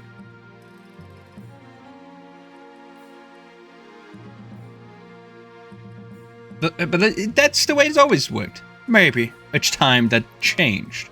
The chiefs and count should send us a battalion of soldiers each to man the border wall. If they have any sense, they'll listen. Okay, so you guys can vote for A, the chiefs and count should each send a full battalion to the march. B, the other regions should send a small force of soldiers as a symbolic gesture. C, the system works so far, let's not change it. I'm going to vote for C. And the reason why you guys want to vote for C as well is because you don't want the barons to succeed, right? So if you are not a baron, you should vote for C, because that will not give them a chance of succeeding and continuing their scheming. So vote for C, so the barons do not continue with their scheming. You have ads? Oh, there's an ad. Okay. We'll wait till the ad is over and give you some more time.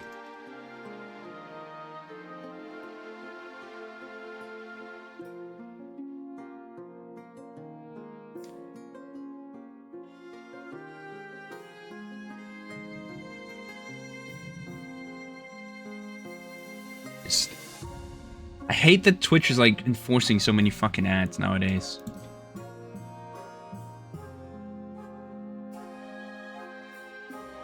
By the way, if you're watching right now and you want to be part of the game as well, all you have to do is type !join. You son of a bitch! You piece of shit! You fucking goddamn fucker! Listen, fuckhead! You have fucking crossed the line! Get that through your goddamn fucking head! Stop pushing your shit! Okay. Okay. I'm kind of retarded. Okay, Spakuka. And everyone should be back from the ads. You have like 10 more seconds to vote. The ads are over. The ads are over. We are returned to our kingdom. You can vote for A, B, or C. I'm saying vote for C because we don't want the barons to continue their scheming. And at the same time, we also want to up our authority. Stop the count! Stop the count!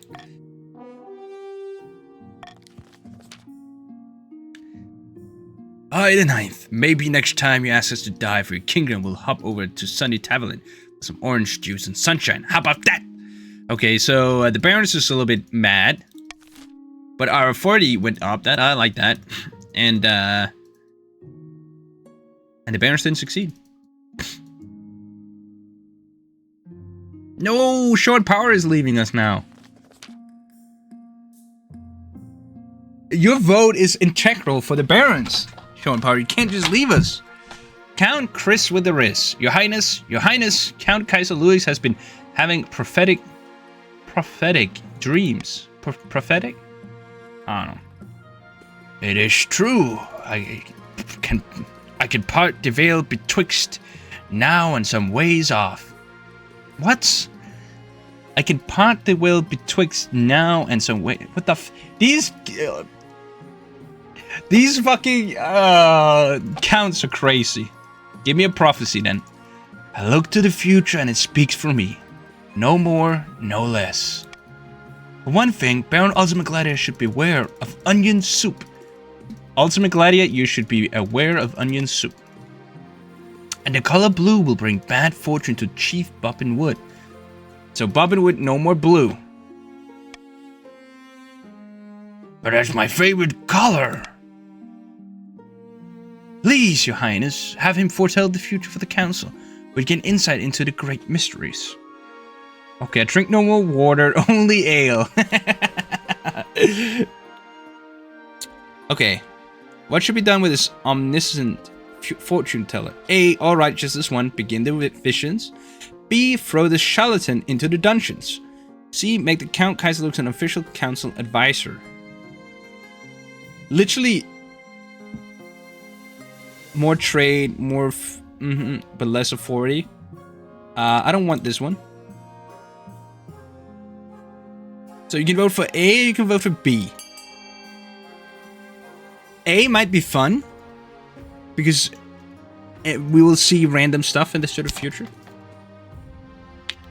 Where B is, of course, just a sign of dominance.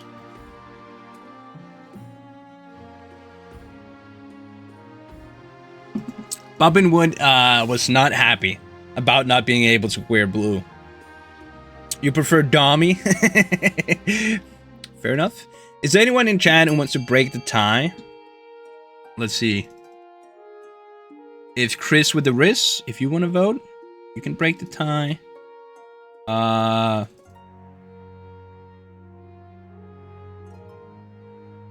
think sadly that Chris with the wrist is the only one who's left, if he's even still in chat.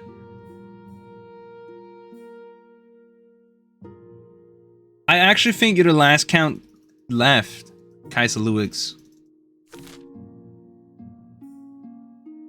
The counts were a promising region, and then now they're all gone.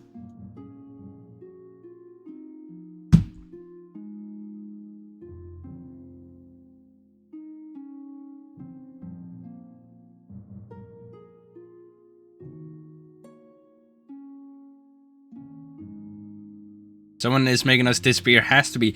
Probably that chlamydia from the Barons, right? Okay, I have to vote now. I'm gonna vote for one.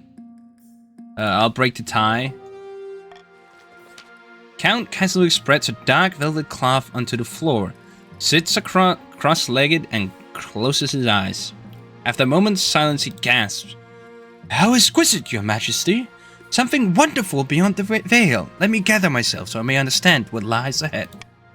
I see respect for the throne spreading across the land, but beware! Difference becomes fear. Treat good fortune with wisdom, your majesty, for luck can disappear like ashes in a storm. Beaming, Count Chris with the wrist whisks him out.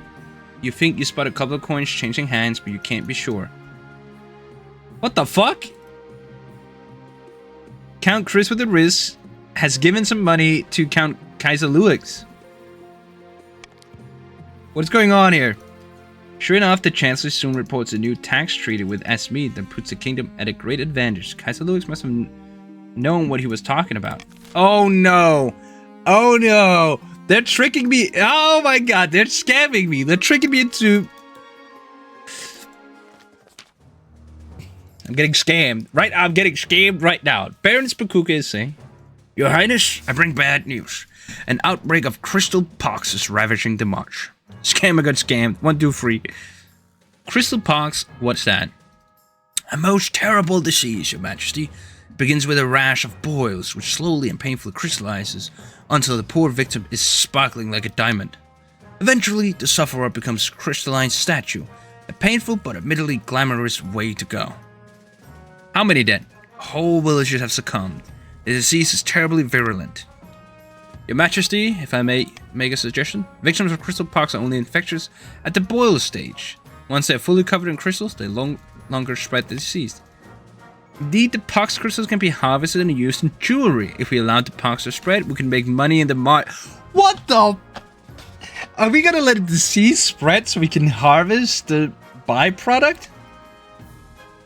By the 9th, woman. That is heartless, even for you.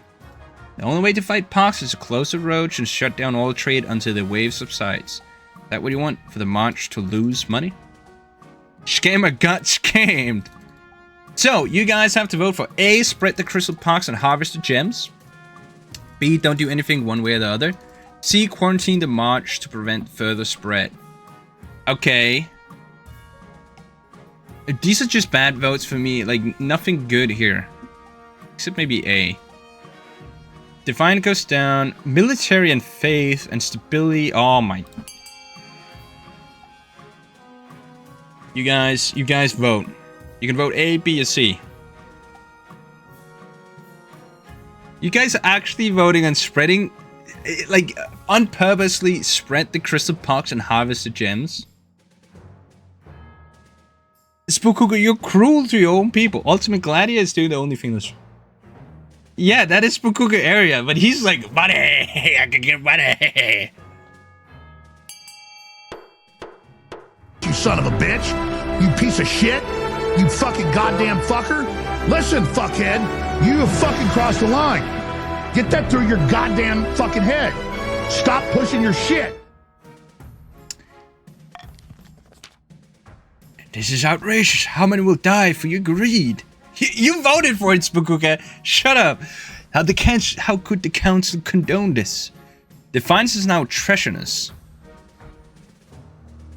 Actually, the next day you deliver a speech declaring that the crystal pox is actually a giant hoax, and anyone who believes in it is a fool and probably a traitor. Sure enough, this causes the pox to spread like wildfire. Over the next few months, the crystal pox ravages not just the march, but the entire kingdom, with thousands of peasants falling victim. Farms lie fallow, peasants turn away from the god that abandoned them.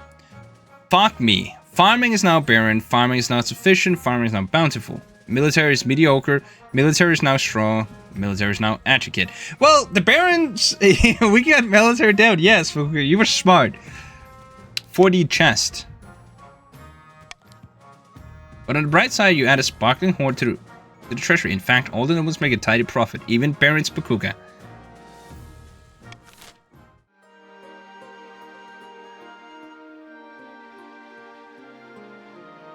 This is kind of fucked, though.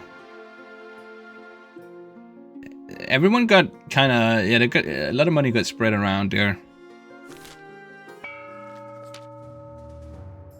In a distant fortress, far away at a small castle near the edge of the kingdom, the Baron's plot is gaining pace. Ha! The kingdom's military is in shambles. Those pansies couldn't find their way through a field of rabbits. I've drafted the reform proposal as planned. The council will be more than happy to follow our lead. All that poor people, we're doing right getting your ass off the throne. What the fuck, Ultimate Gladiator? Good. But we must ensure... Wait a second. Sure they don't get skittish. The kingdom must be stable for a proposal. Grand. A calm before a storm. For the next days of Baron's Kingdom, they must raise stability to 5 or more in 2 seasons. Okay. Well, you get an easy one now, Barons. Truth lies. While playing a game of chess in an austere castle, 2 counts of the East discuss the schemes against the crown.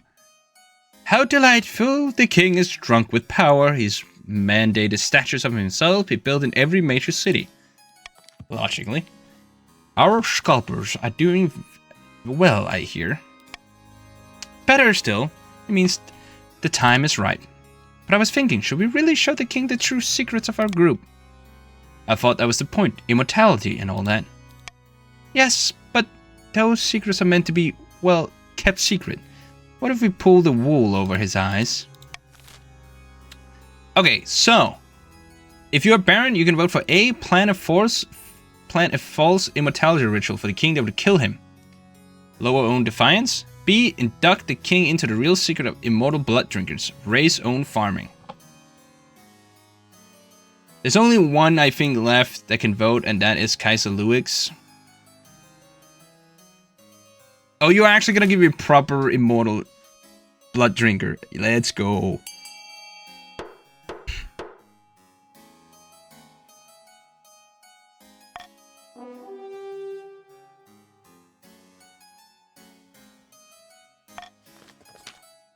Very well, we must prepare for the ritual. Yes, I'll begin a peace in the spirits of the soil, but first, we must enrich our lands. By Senya's ashes, it won't be long enough. For the final stage of the scheme, the council must raise the farming to at least 10. Or 9, sorry. Okay. We get a overview right here. Barons still need one more tick.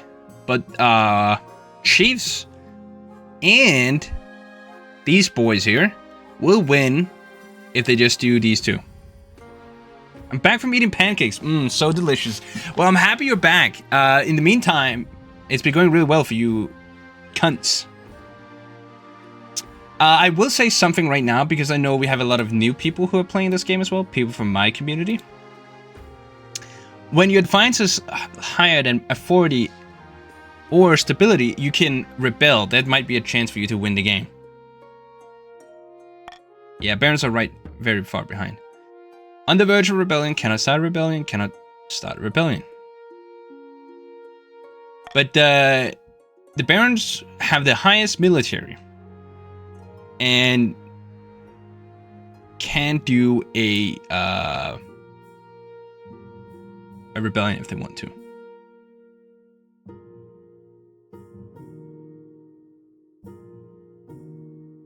My heir. Barons are cooked. Barons are cooked, yeah. Your quest for an heir is finally complete. You stand before the council holding a small child in your arms. Should I die, ask that my crown be passed down to. The council hall is filled with nervous silence. My adopted lowborn child, my adopted lowborn daughter. Oh, this is gonna give defiance on everyone. This is kind of bad now. I made this choice back in the day, not thinking this would bite me in the ass. Fuck me. It's fine. It's fine. Fine.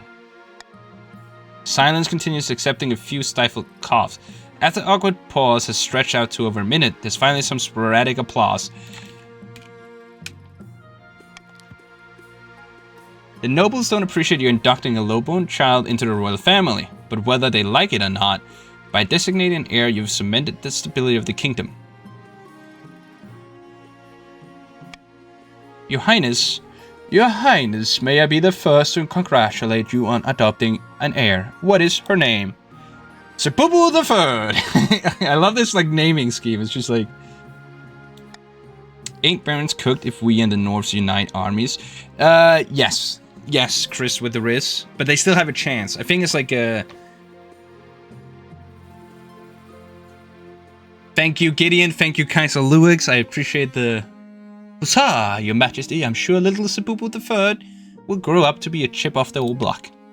Congratulations on finding an heir. Now you just need to fulfill your ambition to win the game. Expect a visit from your spy master soon.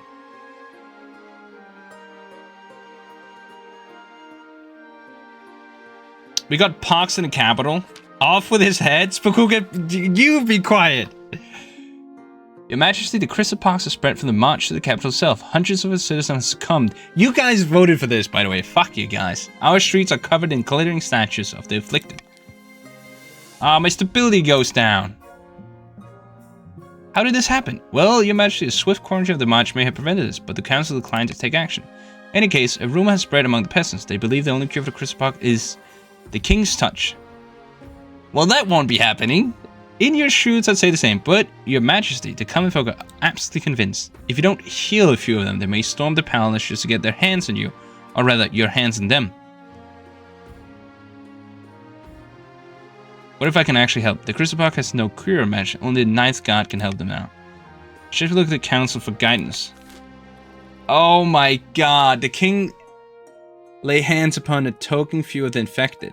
The king should lay hands upon as many as affected as possible. Triple the security around the palace to solve this all. We should just let the crystal pox run its course. No, can we I'm gonna give you a bunch of money. I'm gonna give you $500 if you vote B. So here's why we should vote B. Because I think it'll be cool to see what happens. That is why we should vote B.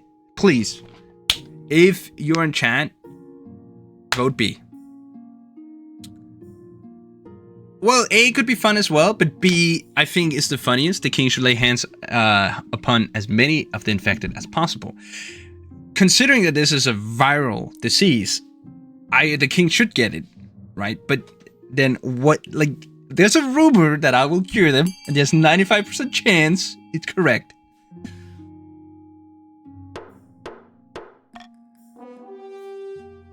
Thank you, Gideon, for voting B, and Bub and Wooden, Ultimate Gladia. And Chris with the wrist.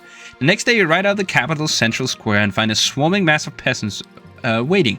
They are a wretched sight, encrusted with oozing boils and crystalline growths, climbing over each other in their eagerness to reach you. Eliminates 95% of bacteria. Oh. Touch me, your majesty. Cure us, save us. You walk amongst them and lay your hands upon as many as you can. They bow and scrape and thank you for your kindness, but there are thousands of them, and while they may be polite, their sheer numbers are terrifying. Still, somehow the city watch keeps order. At the end of the day, you head back to palace exhausted to your very bones.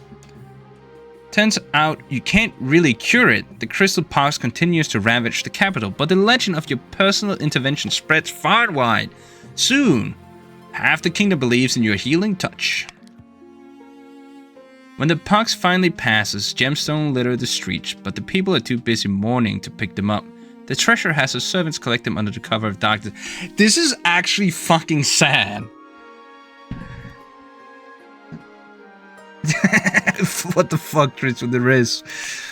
This is actually super sad. I mean, I'm hyper rich by letting my people die, and then when they die, I can collect gems of their deceased and written body.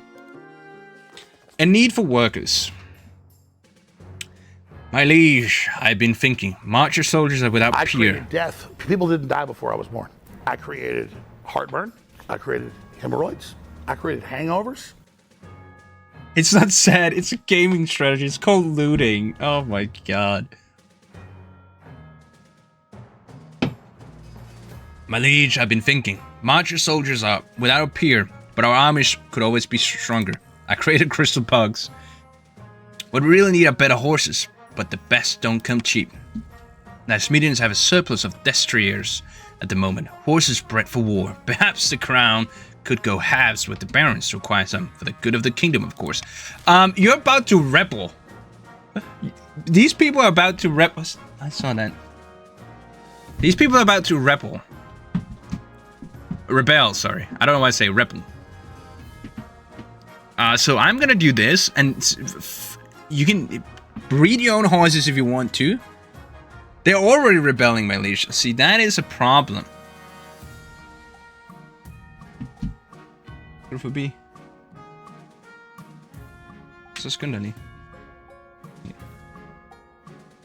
I am gonna say B or C I can live with. I just don't want to lose my kingdom to a rebellion. Vote C. I would say vote C as well. Puppet Wood, you goddamn traitor.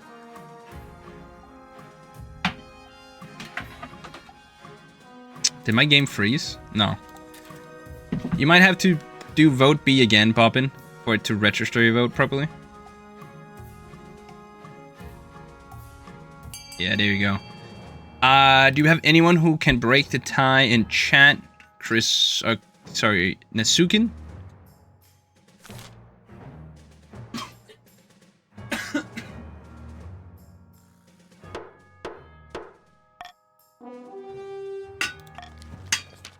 No destriers? What are we going to ride? Horses? Bah! It's like you people know nothing about horses or chivalry. The defiance can't go any higher. Or maybe it's because you're rebelling. I don't know.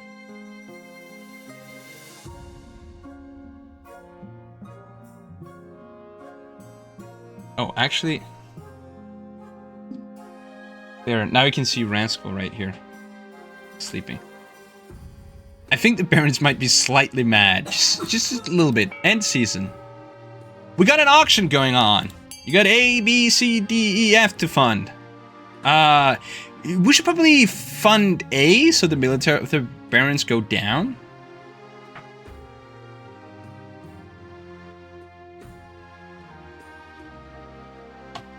Everyone is rich as fuck. Remember, it is the two most well-funded buildings that get built. So, yeah. No one wants to do anything? Fund E. Oh, so you're just gonna let the barons, sorry, the counts get away with this? D, lower authority. So right now, the counts would get closer to the victory. The same with the chiefs. Fund F. D and E are winning right now. Fund D with 500. Okay, I think stability, sorry, authority went down and farming for the counts went up by 1. And a rebellion is currently happening. I have never done a rebellion before. Okay, rebellion. At long last, the barons have reached a boiling point. You are confronted in your throne room by Baron AJ the Wither, his boots stomping mud all over your nice carpet.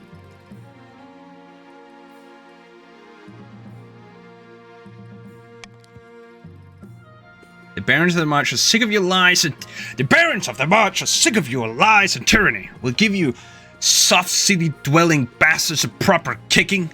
We'll be fighting for Victoria, the true queen. God damn it, both my stability and authority goes down so much. This is a formal declaration of war. The next time we see each other, we will be on the battlefield. I can lower my stability or authority even more. Fuck this. Come along now, traders, get to the shop. What? But you can't do this. I'm an envoy. See? See how the king's tyranny grows worse by the day? Your watchman wastes no time. Baron AJ the Wither is dragged out to the courtyard and his head is struck from his shoulders. Yeah, fuck your carpet. What do you mean? Baron AJ the Wither has died. Baron AJ the Wither II has joined the council. The barons are formidable but not undefeatable. I hope they don't persuade any other regions to join the rebellion. That would be disastrous. The leader of the rebellion is Baron Spokuka. As the reasons for the uprising is citing your past transgression, mainly the time you deliberately spread the crystal pox. What, did I deliberately spread it, or was it you guys voting for it? Urge to murder? Rising? Yes, Your Majesty, hold on to that feeling. You need it. So this is it, civil war. That's right, Your Majesty, the kingdom is divided. There'll be a lot of death and suffering before all this is over. If you rebel, you cannot succeed with your scheme. What is this music? The music just went all jolly. It's like, yay, we got a rebellion going on. Okay, we take this one first. Bronze giants. I'm not sure how to say this, Your Majesty. Ever since we refused to buy those as median destroyers for the barons, they've been compensating for the lack of shock troops via other means. And the result is, well, in the last skirmish, our troops were ambushed by bronze giants from Atesh, a 12 feet tall, strong as 10 soldiers. God damn it. This happened last time as well. We're cooked. I think we're cooked, yeah. If you were in the game, you have to join again, I think. Maybe. I'm not sure. Hope you don't need to tell you how bad this is. So, barons got poor, but also the military of the north and east. Hope you pray to the night god, Your Highness. We need him on our side at this rate. Rebels gain a victory point. I don't know.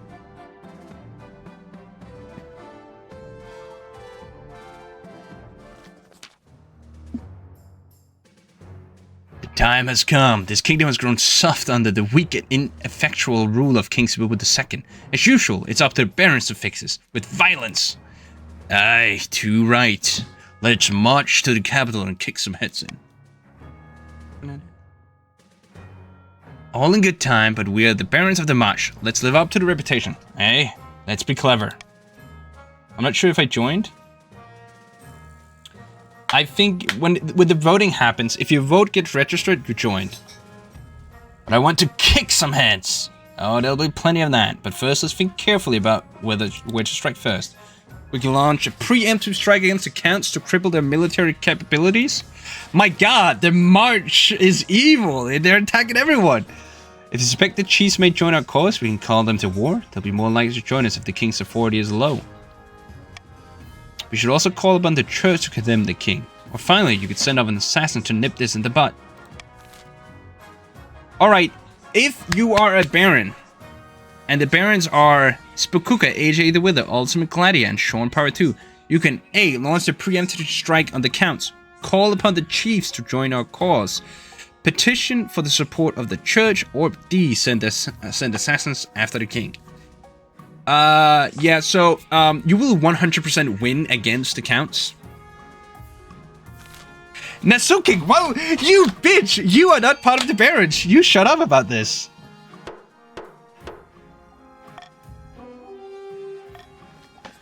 The barons launched a surprise attack on the east, slashing and burning their way across the fields and farmlands. They catch a regiment of the Eastern Army unaware and spring an ambush, slaughtering them to a man. Common folk whisper that Belgium will be stained for red for a generation. Gain a victory point. Military is now pathetic. Farming is now bountiful. Oh, grand! Down with the king! Actually, this is really bad. The marcher soldiers return home in triumph, leaving the east devastated in their wake.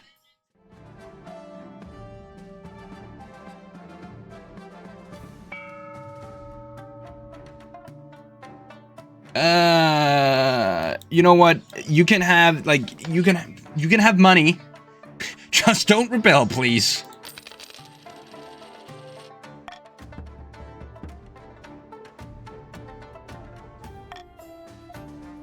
Trust me, you do not want to rebel.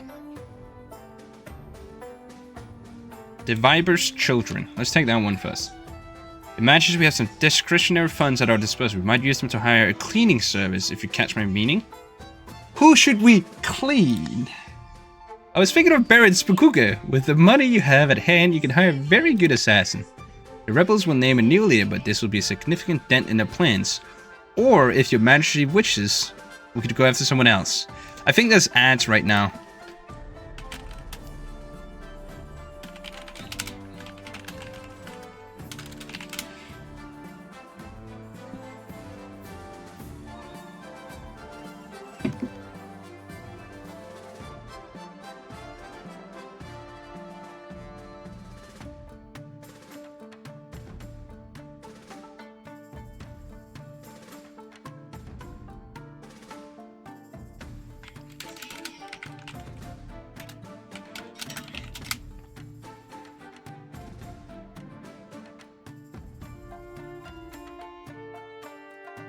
Someone give me a sub.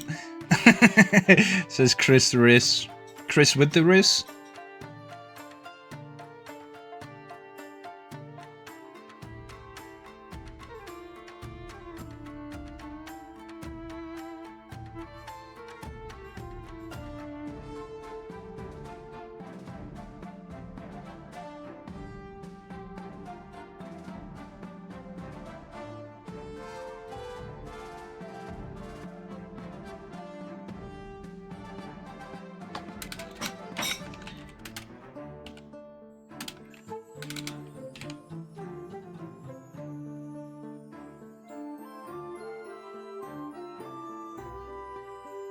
Ads are over. Ads are over. We're back. The ads didn't even hit you? Oh, let's go. Okay, so right now my spy master is saying, we got money. Let's kill Baron Spakuka. Let's ruin their rebellion. The rebels will name blah blah blah. Or if your majesty wishes, we go after someone else. Who will we hire? Child of the Viper. Nothing less will do. What is a Child of the Viper? The Viper's children are an infamous assassin guild. Once marked, no one can escape their sting. I mean, if we think about it, the barons are a bunch of bitches. They go into the count's territory, they massacre their unaware soldiers, and burn their farms. I think about it, the barons are not good people right now. Sounds like something we can use. Baron scum, exactly, Baron scum. I had a feeling you'd agree. Say the word, your highness, and I will divert some funds in this endeavor. Hire an assassin to kill the rebel leader Baron Spakuka. Hire an assassin to kill the wealthy Baron AJ Wither II. Hire an assassin to kill the random target. just kill someone. No, kill Baron Spakuka. Let's put the barons on a stake. What do you mean, Glady? You voted for that. I did not vote for letting the pox spread. Viper's children are as swift and effective as your spy master promised. The news of Baron Spakuka's death is music to ears. That'll put some real fear into the rebels. Baron Spakuka has died. Spakuka II has joined the council. I also voted for the quarantine if I could vote, but I couldn't. So. Vast armies darkening the landscape like the shadows of clouds. Flags are flying, drums are pounding in rhythmic with the marching of boots. The kingdom is gripped with civil war. At least, that's what you imagine. Most of your time is spent in the safety of your palace, poring over a giant map with your marshal. You filthy assassins. Your Majesty, the army of the March is advancing on the capital, led by the treacherous cur Baron AJ the Withered II. I've received word from the commander of our loyalist forces in the east. If they march now, they'll intercept the barons in a matter of days. Alternatively, they could join forces with the army of the north. It's risky, but together they have a higher chance of defeating the accursed barons. What are your orders, Majesty?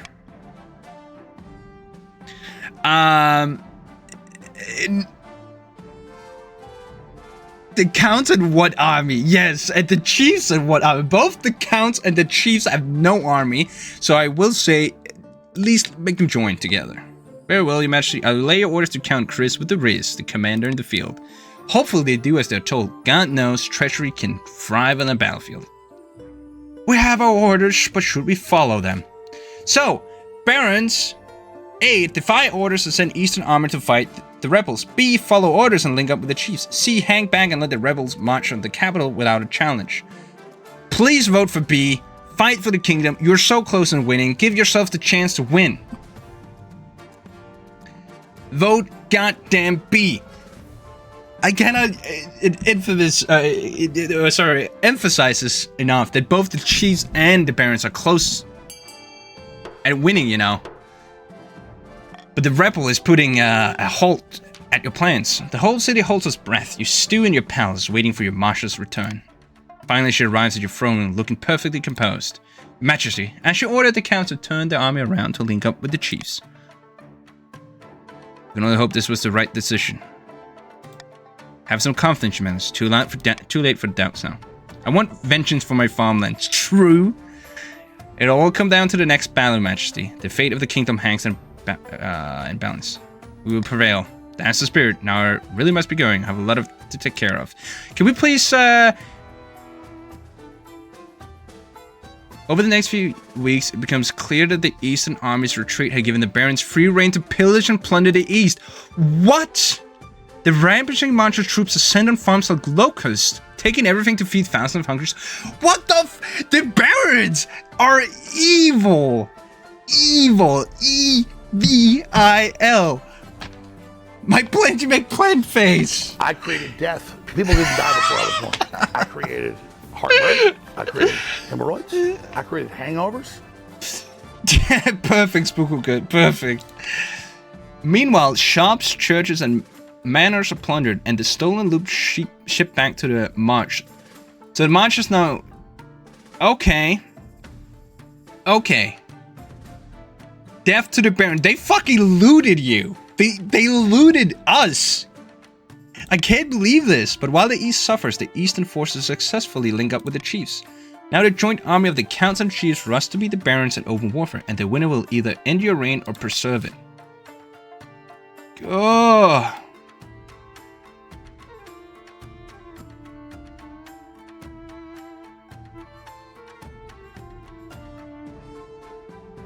What do we have? Oh, sickness spreads. Chief Buppenwood. Your greatness, a terrible sickness is spreading among my troops in the north. Get away from me! Calm yourself, Your Highness. I don't have it. If we let the disease run its course, we'll have lost a lot of soldiers we can't afford to lose, but I'm not sure how much we can do. Perhaps the council can see a way forward. We will try to help you. Send medical doctors from the Quail University. B. Hire a visit to cure the northern troops with magic. Quarantine the disease and order the healthy to leave them behind. Do nothing. Oh, we can't do that one.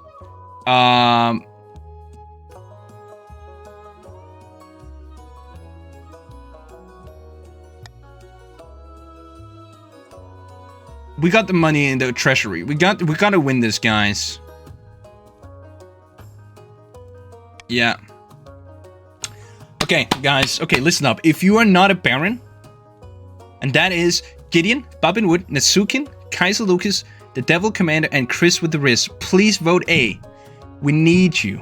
We need you. Vote A. Vote A. You will even get money. You get $500 for voting A. So Kuka, you have to vote again. It didn't register your vote. The Barons can't vote? Oh, of course not. You wankers. You think you can vote? You rebelled. You rebelled, you wankers.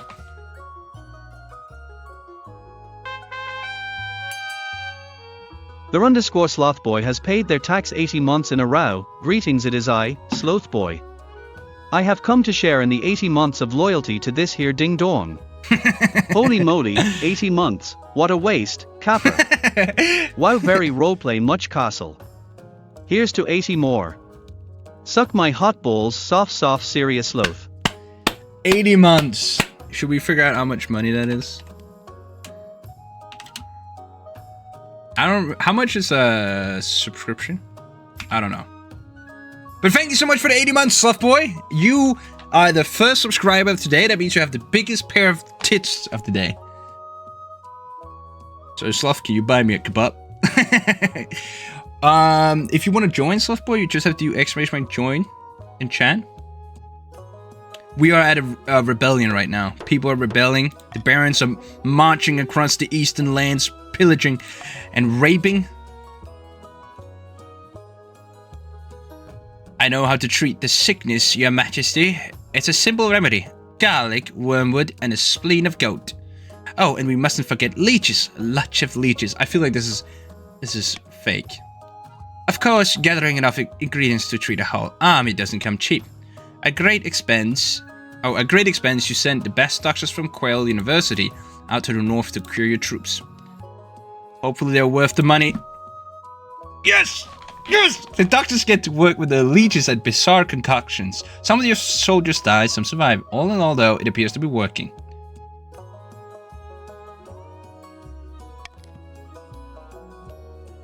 You still lose plenty of troops, of course, and at the time, and you can least afford to do, but after a few weeks, the sickness is defeated. I swear, our military is 8 versus 3. We're so fucked.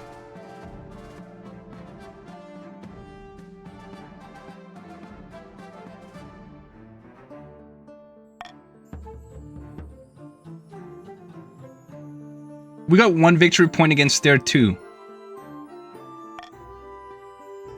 I did not create any sickness, Ultimate Gladiator. You liar. Okay, we gotta do an unexpected opportunity. Your Majesty, as the Barons were marching through the east, they were hit by a fierce rainstorm. Unable to progress through the mud, they've set up camp beside the Voltine River. So they're sitting ducks? Precisely. We must strike. Don't be foolish, Marshal. Do you think our own troops are immune to the weather? We'll have the same problems. I may suggest another option, Your Majesty. The Barons are drawing all their water from the Voltine River. If we were to poison it upstream, the troops would suffer greatly. Fighting a war with poison leaves a bad taste in my mouth, but not as bad as the taste it will leave in the mouths of the Barons. Ha! Let's do it.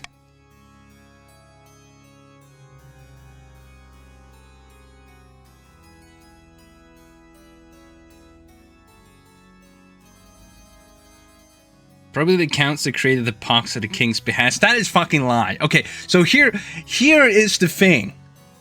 I believe that the Barons created the crystal pox out of chlamydia. And they were like, okay, let's spread it.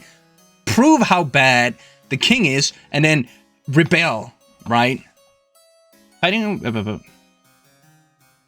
It's a brilliant plan. Thank you, Your Majesty. I thought so. And how do you expect us to poison the whole river? If we herd all the cattle in the east onto the riverbank upstream and allow all their effluents to flow freely into the river, the water will be contaminated. It's hard to fight on an upset stomach. 9th above, you are devious. I imagine they were kind of flirty. 9th above, you are devious. See you later. They militarized golems as well. That's true. I don't feel comfortable with this, Your Majesty. I'll need to council approve before proceeding. Fuck me. Okay, we have absolutely zero chance to ambush the rebel camp. So can we please try and poison? We don't want them to lose anymore. Please vote for B. Vote for B. Vote for B. We have a 50% chance of fucking their army, and we need to fuck their army. We need to fuck their army hard. Natsuki, what is this? What is this, Natsuki? Do you really want the rebels to win? I assume you do.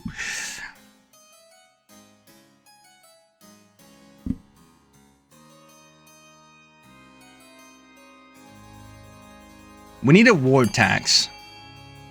Nasukin is on our payroll. We need a war tax, that is for sure. You won't regret this, Your Majesty. Leave everything to me. Over the next week, hundreds of farmers across the east rise to the occasion. They gather their cattle and drive them to the banks of the Voltine River, upstream of the stuck rebel camp, and then they shit in the river. Literally tons of effluents pour into the water. By all accounts, it turns a lovely shade of chocolate brown. Within days, the marcher troops who had been drinking happily from the river find themselves spewing at both ends. Good job, guys! We make the barons shit and puke their pants off. It has a terrible effect on their rebel morale, of course, especially when they run out of clean underwear. Let's go, boys! If you want to join the voting, Softboy, you have to do exclamation point join, and then your pronouns, of course. What did I tell you? That softened them up nicely. Okay, keep them sweet. You must have noticed that the chiefs aren't happy, Your Majesty. The rebels have a keen eye and they'll take advantage of the situation. If the North joins the rebellion, we'll be in serious trouble. It's high time you ask the chiefs directly what they need. I'll do it. Where would I be without you? There's a hint of a smile and then it's gone. When you call the council, the chiefs whisper amongst them, glancing in your direction. By the star flare, we have better things to do than hang around this hall talking for hours on end. What's there to complain about? We're all working together, aren't we? I just hope we can all have a productive time. Okay. So we can vote for A, ignore the situation entirely. The king has other things to do. We don't do that. Appoint some chiefs as military advisors. Provide funds to help the northern farmers. Okay, not this one. Can we please vote C? Yeah, we should vote C, guys. If you are a count, or if you are a chief, vote C. It's good for the chiefs, and it's good for the counts, because we're working together right now. Vote C. We gotta vote C. Please, for the love of God, vote C. We need more soldiers, okay? Yeah, I'm also about to be fucking broke. I love how the barons rebelled and it just united the kingdom. I love it.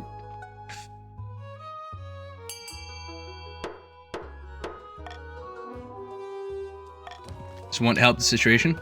You have the treasurer arrange the funds, and after a few weeks she comes to see you regarding northern farms. Pleased to say the crops are thriving in the north, Your Majesty. An army marches on its stomach, and the troops now march in step and with confidence. Perhaps more importantly, the chiefs are praising your generosity. We may hate the king, but we hate the barons more. Yes. Okay, but this is really good. The barons cannot rebel in any way now. We still have a shitty military compared to the barons, which is fucked. The final battle. A month ago, battle was averted, but that battle cannot be postponed forever. The counts and chiefs are all that stands between the barons and the capital. Final battle deciding the fate of the kingdom. I'll send word to the chiefs that it's time to strike. We can only hope they listen to our orders, Your Majesty. So, chiefs, send a joint force of the chiefs and counts to find the rebels. B, hang back and let the barons march on the capital without challenge. Please vote A. Please vote A. If you are a chief, vote A. This is your chance to prove that you're not some pussy soldiers. Join with the counts, fight alongside your people, and good job, Nasuki. Also, good job, Gideon. When she finally returns, her arms in a bloody sling, but she has triumphant gleam in her eyes. Marshal, report. We caught the barons by surprise as they were fording a river. Classic pincher movement. The chiefs attacked from one side and counter-charged from the other. But to our surprise, the Manchu soldiers rallied and fought us like tigers. We'd thought the battle was a sure victory, but it turned into a drawn-out slog. Early in the battle, I got knocked off my horse, thanked the knife for my armor. But I broke my arm and got knocked clean out, so the rest is this is secondhand. Even though they were fighting, the chiefs and counts at once, and from two directions, the barons held the line for hours. Remarkably, really. It didn't do them much good in the end. They inflict terrible casualties on us, but their morale finally broke and we slaughtered them. The river was soon clogged with their corpses. We did it, guys! We fucking did it!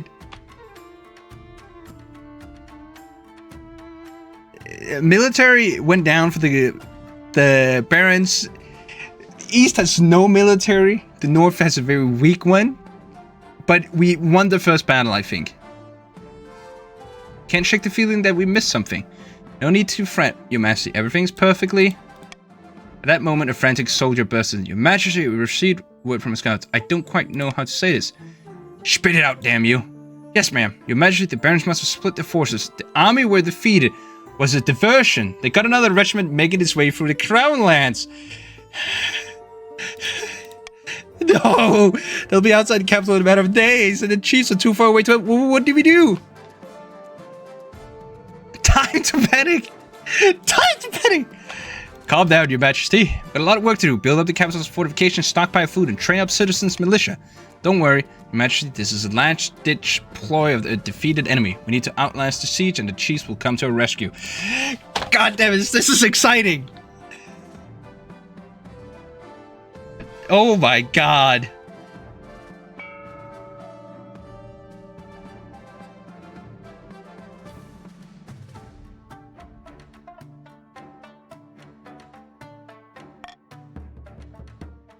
Okay, we are one victory point ahead now. So let's go chiefs and counts. Hope I get to fund my army. There was literally nothing. The capital starves? Why?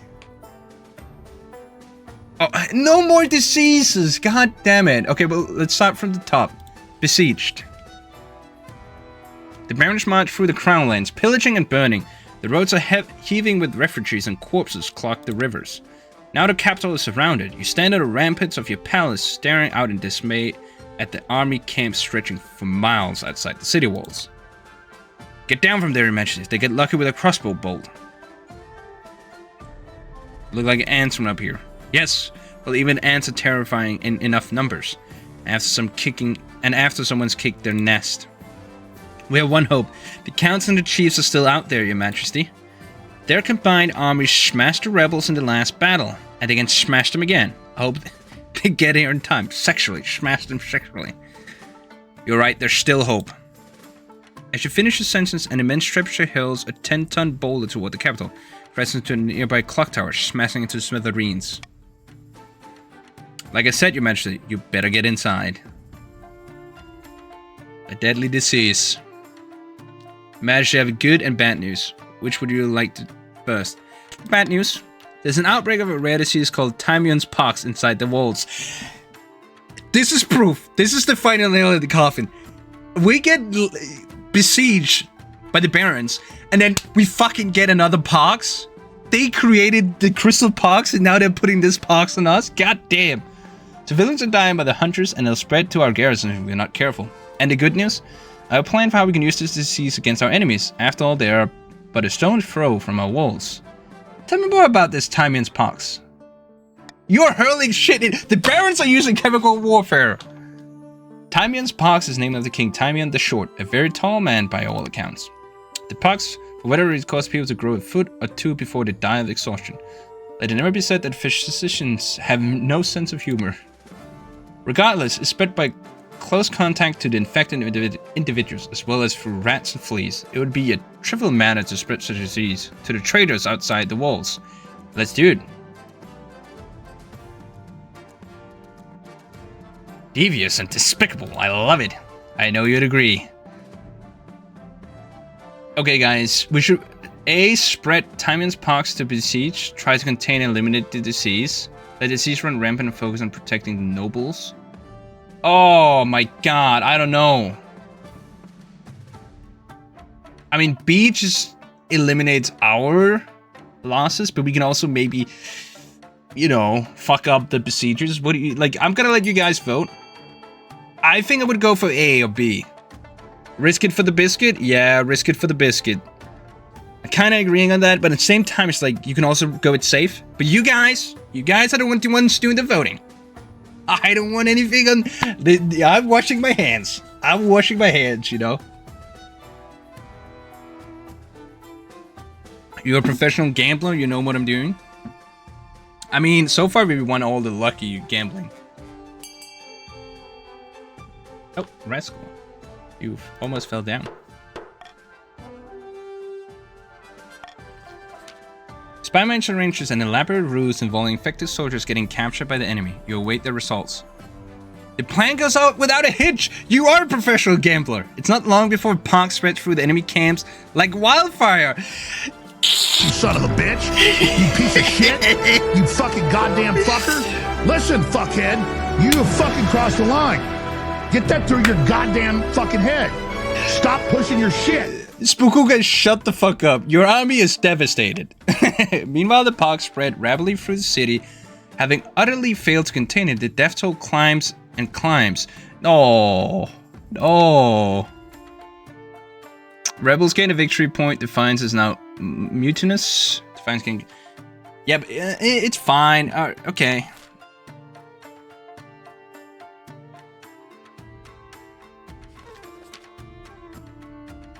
Majesty, given the size of the kingdom's farms, who couldn't stockpile enough food before the siege, now everyone is starving. Ah, that explains why my afternoon feast was limited to 5 courses. Indeed, your majesty, but the common folk suffer even worse, subsisting on a few crumbs a day. Empty bellies make empty heads, your majesty. The peasants may rise up in a mad revolt if they starve much longer. Right now, that would be disastrous. We'd find a way to feed the people, or at least prevent them from rising up against you. Stage a risky attack on the rebels to steal food supplies. B. In solidarity, the king shall eat as little as the peasants. Let them eat cake? No, please God, no. Let them eat horses. No, I don't think we should do that one either. We already have a shitty military. I'm gonna veto that one. I don't want them to let them eat cake. But you guys, it's up to the chiefs. Gideon, Bubbenwood and Nasukin, Kaiser Lucas, the Devil Commander, and Chris with the Riz. What are we gonna do?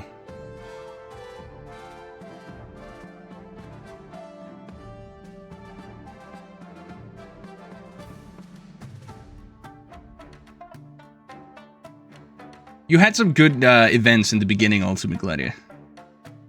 Too much greed is gonna lead to a loss. I know, right?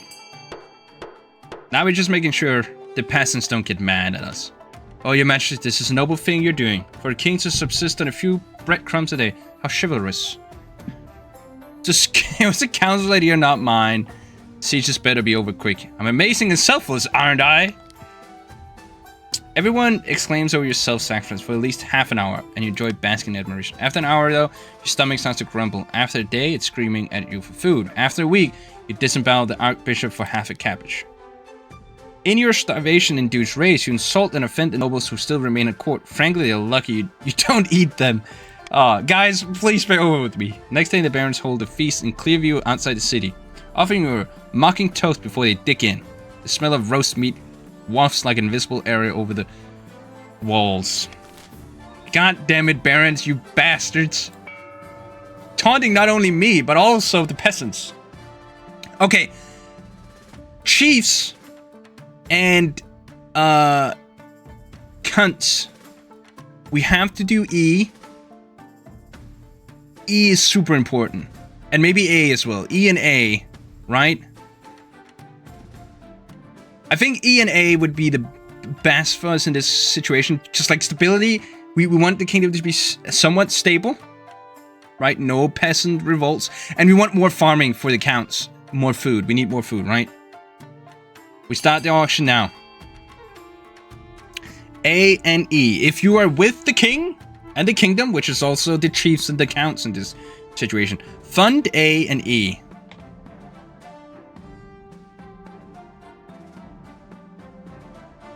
I've been giving you a lot of money, counts and chieftains.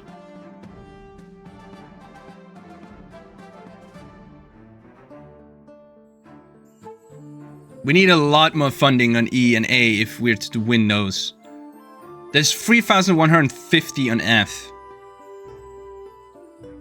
Chris with a wrist is calling and going all in. Come on! We need you to go all in on A and E. What is this? This is too... We're losing, guys. You're missing the exclamation point, Kaiser Luex. Also, you want to do it on A. Fund A. A. A. Did we do it? Did we do it? No, it's... Okay, it's equal. It's at least equal, you know. It both goes up and down. Okay, we are 1 victory point away from winning. 1 victory point. Guys, we can do it. There's only one event. The siege grinds on. Another dawn breaks. The great army of the march sprawls outside your city walls. For the last few weeks, they have tried to fight their way in. The siege drags on and your food supplies are dwindling. The streets outside your palace explode in daily riots as the citizens demand to be fed. We're surely doomed. Ah, well, all things must come to an end. As evening draws in, horns blast outside the city walls. The barons are mounting a final attack. Oh! There's ads. There's fucking...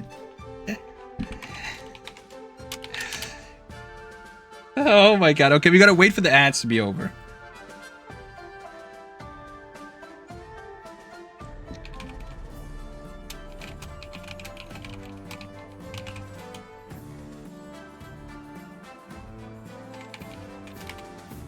Only one event.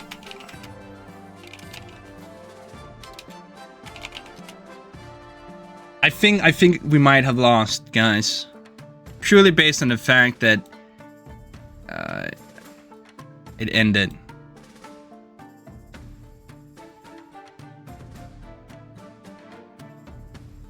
I'll hydrate.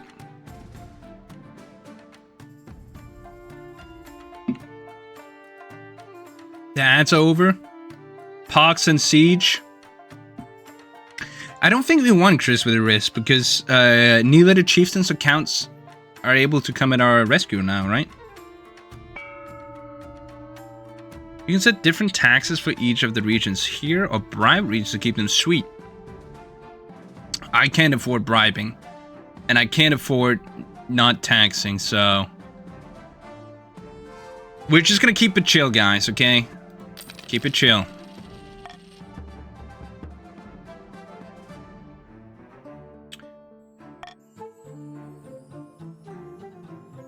A grim dawn.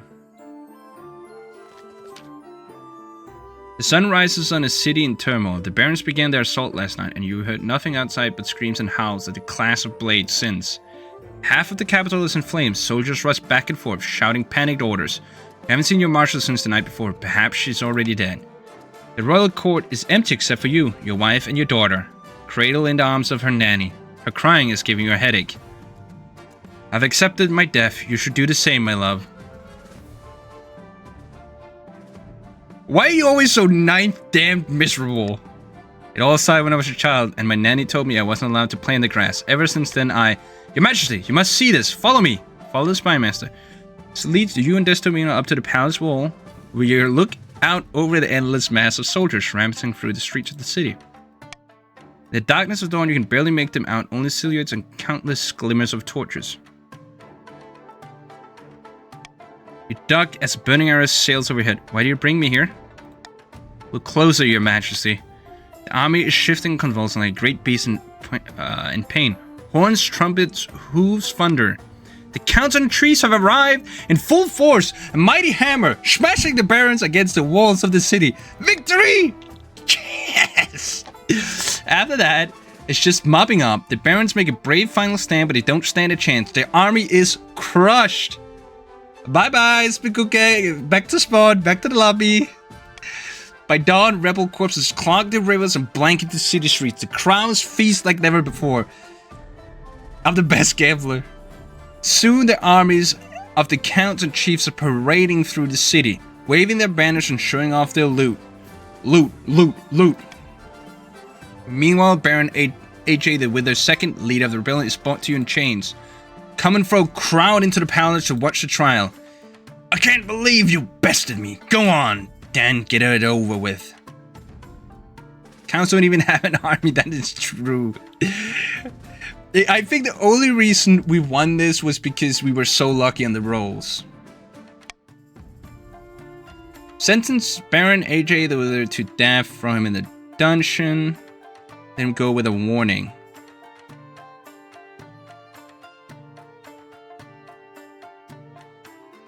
I think it's like because the chiefs. No, I think the event here doesn't go exactly by army, but more like the fact that we survived long enough. You son of a bitch! You piece of shit! You fucking goddamn fucker! Listen, fuckhead! You have fucking crossed the line! Get that through your goddamn fucking head! Stop pushing your shit! It was the amount of luck in the events that made us win. We had a 50% chance of, you know, making you all sick, and it happened. What do you guys say? Should we kill him? Should we throw him in the dungeon? Should we go off with a warning? What are we doing to him? I'm thinking of letting him go with a warning. Enough bloodshed. You know, we have killed enough. Death? Throw him into the dungeon? Torture him in the dungeon? Rick gameplay, I'm going to the bed. Oh, don't be a sore loser. Death would be better. Okay. Death is too easy for them? Okay, I'm gonna throw him into dungeon. I would have let him go, but stiff-backed and silent Baron AJ with a distractor oubliette. Okay, that is fucked. If you don't know what the oubliette is, it's like that. Look it up. He's thrown into the darkness to reflect on his treachery. It's just like a dark hole, if I remember correctly. And just like that, the march is defeated. The rebellion is over. The kingdom is yours again. Defiance is now won. Military is now helpless. Defiance is now aloof. Defiance is now cordial.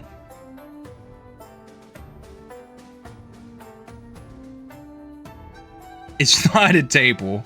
It's just like a hole, I think, where you put people like the prisoner down, and you just forget about them.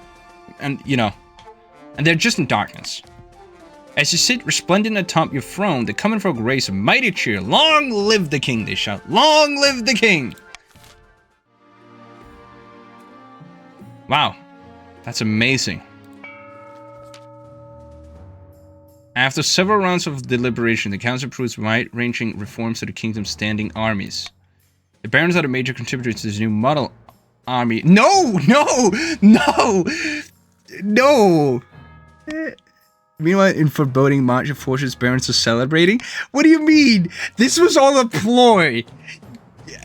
Even after this rebellion, the marchers are like, our scheme succeeded.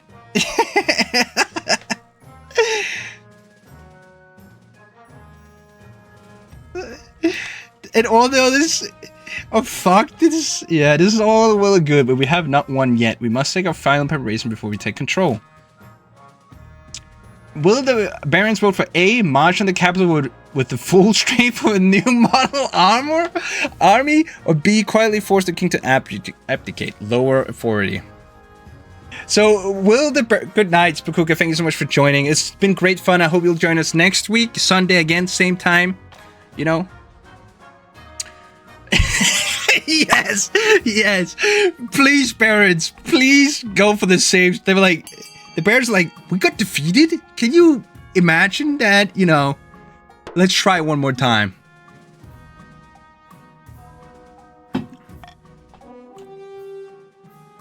This is actually perfect gameplay. I love the Barons for this.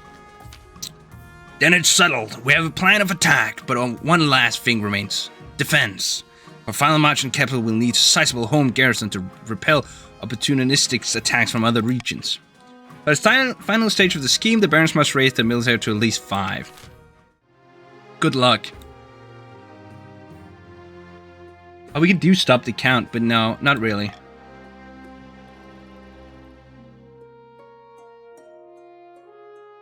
Jailbreak, uninvited guest, do ambition. I'm gonna take my ambition first.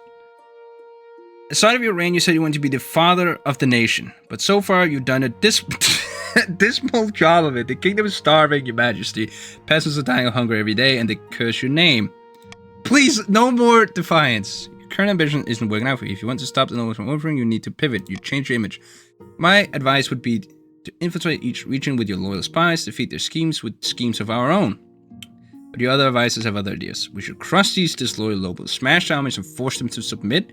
I think that would be pretty good right now. Sean Power, yeah, you miss a rebellion, an epic rebellion.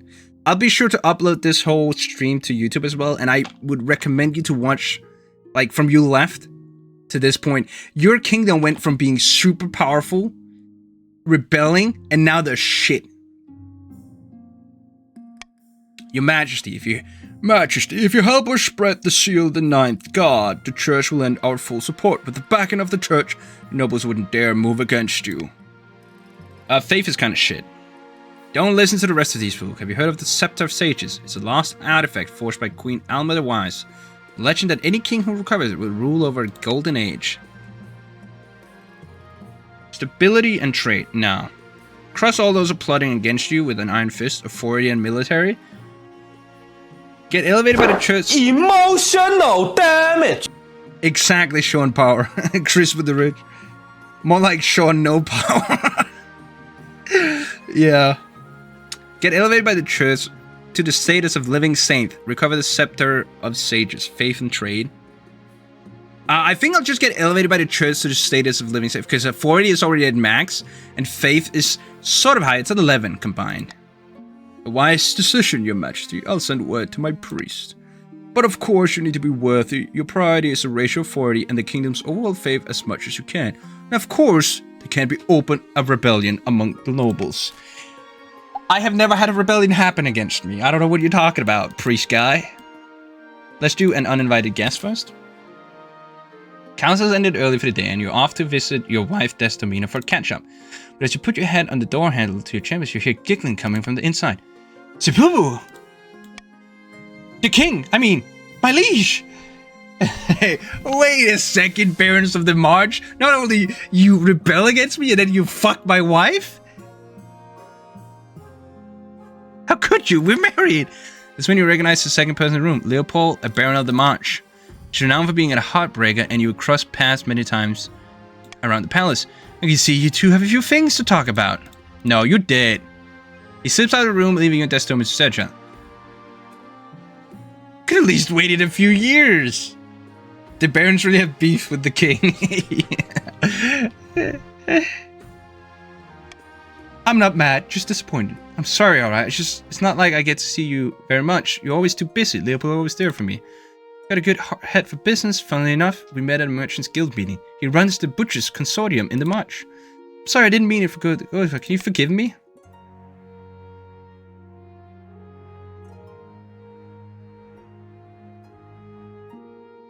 Seems nice. Maybe I could meet with him properly. Okay. Oh, I suppose. I don't see why not, but why? Maybe I could do with a little side action too. Oh, I mean, there's no harm in that, right? You have this arranged a meeting with this Leopold. Soon you get to see for yourself what he's made of. This is ridiculous. I would cut his head off those shoulders. Yeah, but you gotta remember, we don't even love our wife. We only married our wife for alliances, and she's terrible. Let's be honest. She wanted us to poison ourselves when we were just about to win against the barons. Jailbreak. Your Highness, do you remember Baron H.A. the Wither II? Oh, the fellow I threw in my dungeon? That's right, my uncle. You threw him in prison for leading the rebellion. Well, he escaped. Cunningly concealed his escape tunnel behind a 6-foot wide oil painting for cavorting nymphs. Yeah, we're the third. Bro, she's okay. She is not Chris with the Riz. Speed up, daddy. She's... Hey, good and tag against this. Welcome to the stream. Make sure to do !join he if you want to join the stream. Bro went through 3 iterations while I was away. I think we're at Sean Power the second still here, yeah. Gods be good. Why was this villain allowed such a painting in his cell at all? That's what I'm asking. Will or not, AJ the villain was Baron and was accommodated accordingly at the Baron's request. Let me hunt down this outlaw, your majesty. I'll show these soft-hearted barons how a chief keeps his prisoners. Okay, A. Send Chief Nasuking to hunt him down. B. Make prisoners less comfortable for nobles. Oh, this is just good, except for the authority. C. Put out a bounty on AG the Wither's second's head. D. Who cares about one escaped baron? No, we're not gonna do D. Now, Guten Tag Vegatus, you are a chieftain of the North. So you can vote here. You can vote with us. If you're in chat right now, you're in Baron. I think you should vote for send Chief Nasuking to hunt him down. Even though it's only 20% chance, we should let him show. Like, give him a chance. Should have killed him. Yeah. What do you vote, lads? You'll gamble? Okay, we'll see. I swear by the old gods, your greatness, I won't let you down. I won't return until I've taken H.A. the Wither's head. Next dawn, surrounded by posts of hollowing northern warriors, Chief Nasuking rides out to hunt down H.A. the Wither. A week later, he returns triumphant, holding H.A. Wither's head as a trophy. Is that a 20% chance? When you examine the head, waving away flies, you realize it's not AJ Wither at all. It's someone else entirely. God damn it. He killed someone else. Wait, this isn't the outlaw. Oh, by the old gods.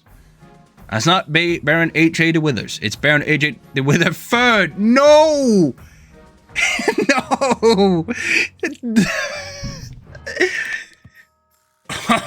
Whoops, a simple case of mistaken identity, I assure you. They look so similar.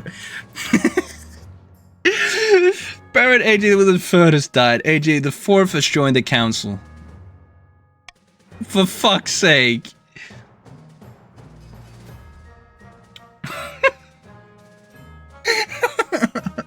Okay, guys. What should I do? Forgive Nasuking for his understandably error. Throw Nasuking in AG with his old cell, or order Nasuking executed for his failure. This is acceptable. We should set him again. Maybe he gets the fourth. Execution by leash. Forgive him. I am on the verge on forgiving him as well. I have not forgotten the Baron's like rebellion, you know. Forgive him. 2 for forgive him. 1 for killing him.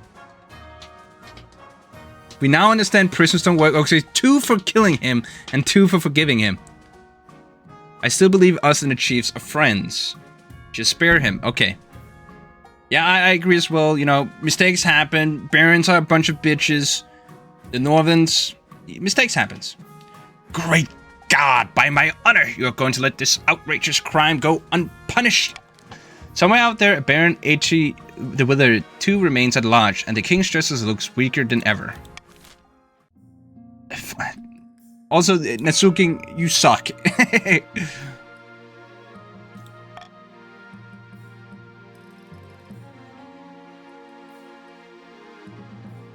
An awkward dinner? We gotta see this first, because I think the one above let us win the game.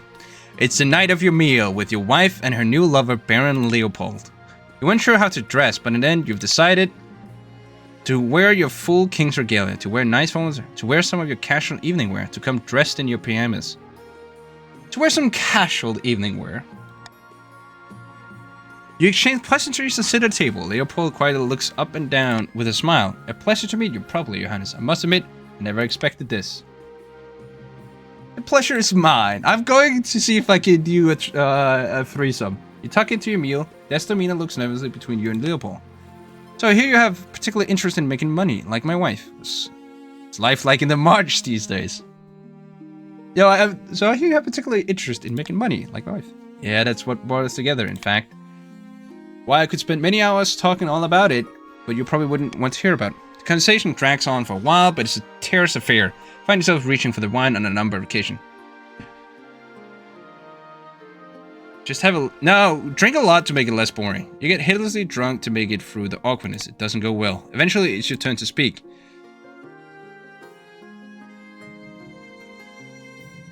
Ask Leopold about himself. The Baron is more than happy to talk about himself. You listen as he regales you with tales of his youth and his proud martial lineage. While Leopold found you somewhat charming, your wife wasn't too happy with your behavior. There won't be a second date by the looks of it. God damn it! Okay, fuck my wife. My wife ruined this. Again, she ruins my life. The Archbishop? Your Majesty, I've received messages from the priest beyond the capital. Are we back? I'm back? No, different room. I'm back. I'm back. I don't, something happened with Twitch and the stream key got fucked. Ooh. I've stopped the event. Just a little bit of a stream outage. We're back. Ooh.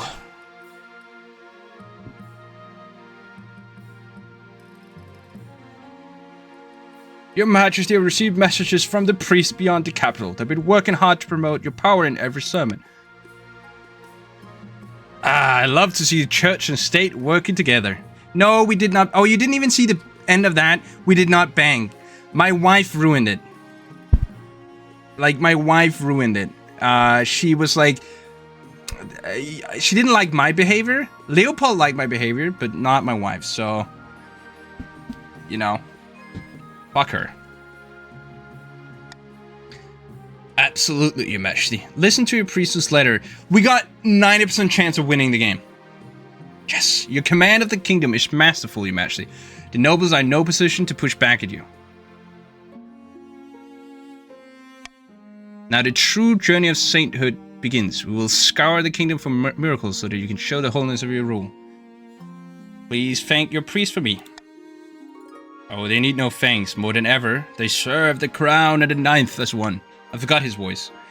I should write to my priests directly. They will investigate any potential miracles or send word once they find them. 30% chance. Wait for a miracle.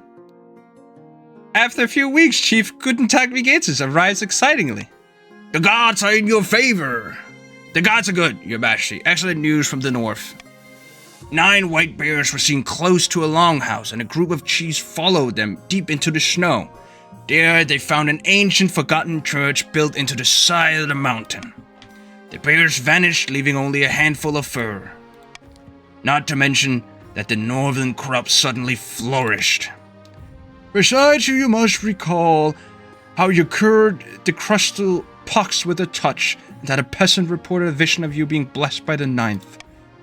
When the king's rule is holy, the ninth god rewards. Everyone agrees, the signs are here. Sign of my power, I can feel it. And the ninth god's might, Your Majesty. Don't forget that. I'll make preparation for your ceremony at St. Bertrand's Cathedral. I look forward to seeing you. You could say I came with joy, yes. That evening, your wife comes to see you. I hope the nobles don't push back on this. They always have something to say. I'll deal with my enemies swiftly. And you as well, wife. You suck. I hope so, Sebubu II. I suspect you have made a lot of them. Before you know it, time has come. It's gloriously sunny day in the capital, and the layers upon layers of ceremonial robes are rather hot. You stand before the Archbishop in St. Bertrand's Cathedral, in front of gathered nobles. I don't know if I ever saw such religious Norse. No, it's so weird. The Norse are the most religious. Desdemona stands beside you, her hand in yours. Off to the side, Sebubu III is watching excitedly. She occasionally tries to dash into the crowd, but her governess retrieves her each time. We gather before the power of the ninth god to witness the holy influence of King Sebubu II. There follows a very long sermon. Stand and smile respectfully. Whisper to Archbishop. No, just. Oh my god! The North is fanatical about the ninth god. What is the fucking chance? It goes on and on. But eventually, it's time for your blessing. A blanket of silence falls over the cathedral. You step forward, and the Archbishop sprinkles holy water upon your brow. Perhaps you feel something. A warm glow as if the ninth god is watching. A bright spark of potential. Cold water being spattered on you. No, I feel the ninth god. Power of the ninth god bathes you in holy light. The nobles can never stand against you now. Rise once more, King of the Kingdom, and Saint Sebubu II. Sainthood, here I am. Hooray! Yes, well, of course we're all in awe of your enthusiasm, Your Majesty. Applause rises in the cathedral, echoing in huge rafters. Can we get a clap in the chat?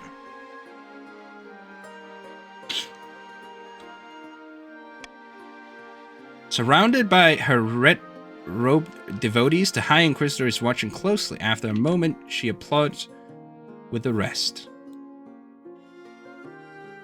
GG's. You all played nice. Son of a bitch. You piece of shit. You fucking goddamn fucker. Listen, fuckhead. You have fucking crossed the line. Get that through your goddamn fucking head. Stop pushing your shit.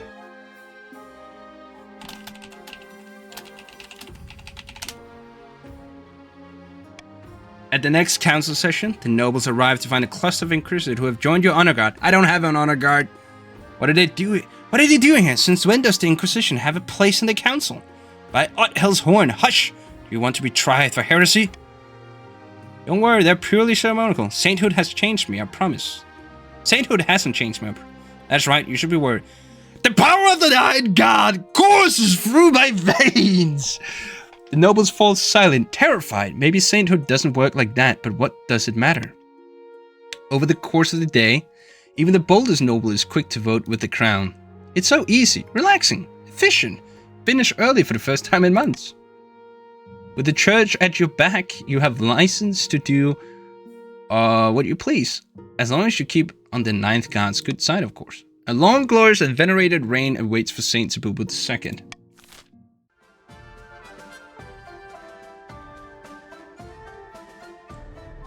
The Baron's revolutionary plans for the new model army were quietly shelved, but not forgotten. Those blueprints will surely come in useful someday. The chiefs abandoned their hopes for Hell's Horn, which passed into legend once more, a treasure fit only for seducing adventures into the frozen waste, where ice giants or hypothermia await them. With their plans in tatters, the counts retracted to their castles to brood. Their olive branch was rejected, the secret of eternity that they had guarded for eons, they would not be so kind again. Praise be! Under Saint Sebubu II's reign, the church was all-powerful. The only thing warmer than the hearts of the believers were the heretics being burned alive. The king died peacefully after another 15 years of devout rule. Legend says that an angel appeared at his bedside to bear him to the thereafter. Does the ninth god appreciate gambling? Obviously. Obviously.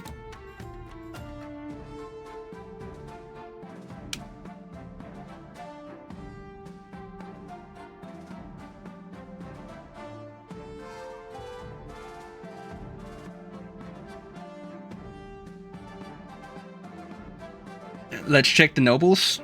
Wealthiest noble was Gideon. Congratulations, Gideon. Poorest noble was Bukuka II. Fucking loser. And I'm only saying that because he was a parent. My nose is so fucking itchy right now. Endgame ledger. We have a really weird kingdom right now. Military is absolutely dog shit, right? Farming, decent. Trade, kind of high, actually. Faith is extremely high. If you look at the beginning of our game till now, it's the complete opposite. Faith was dog shit in the beginning, and now it's like super high. Defiance is kind of like meh.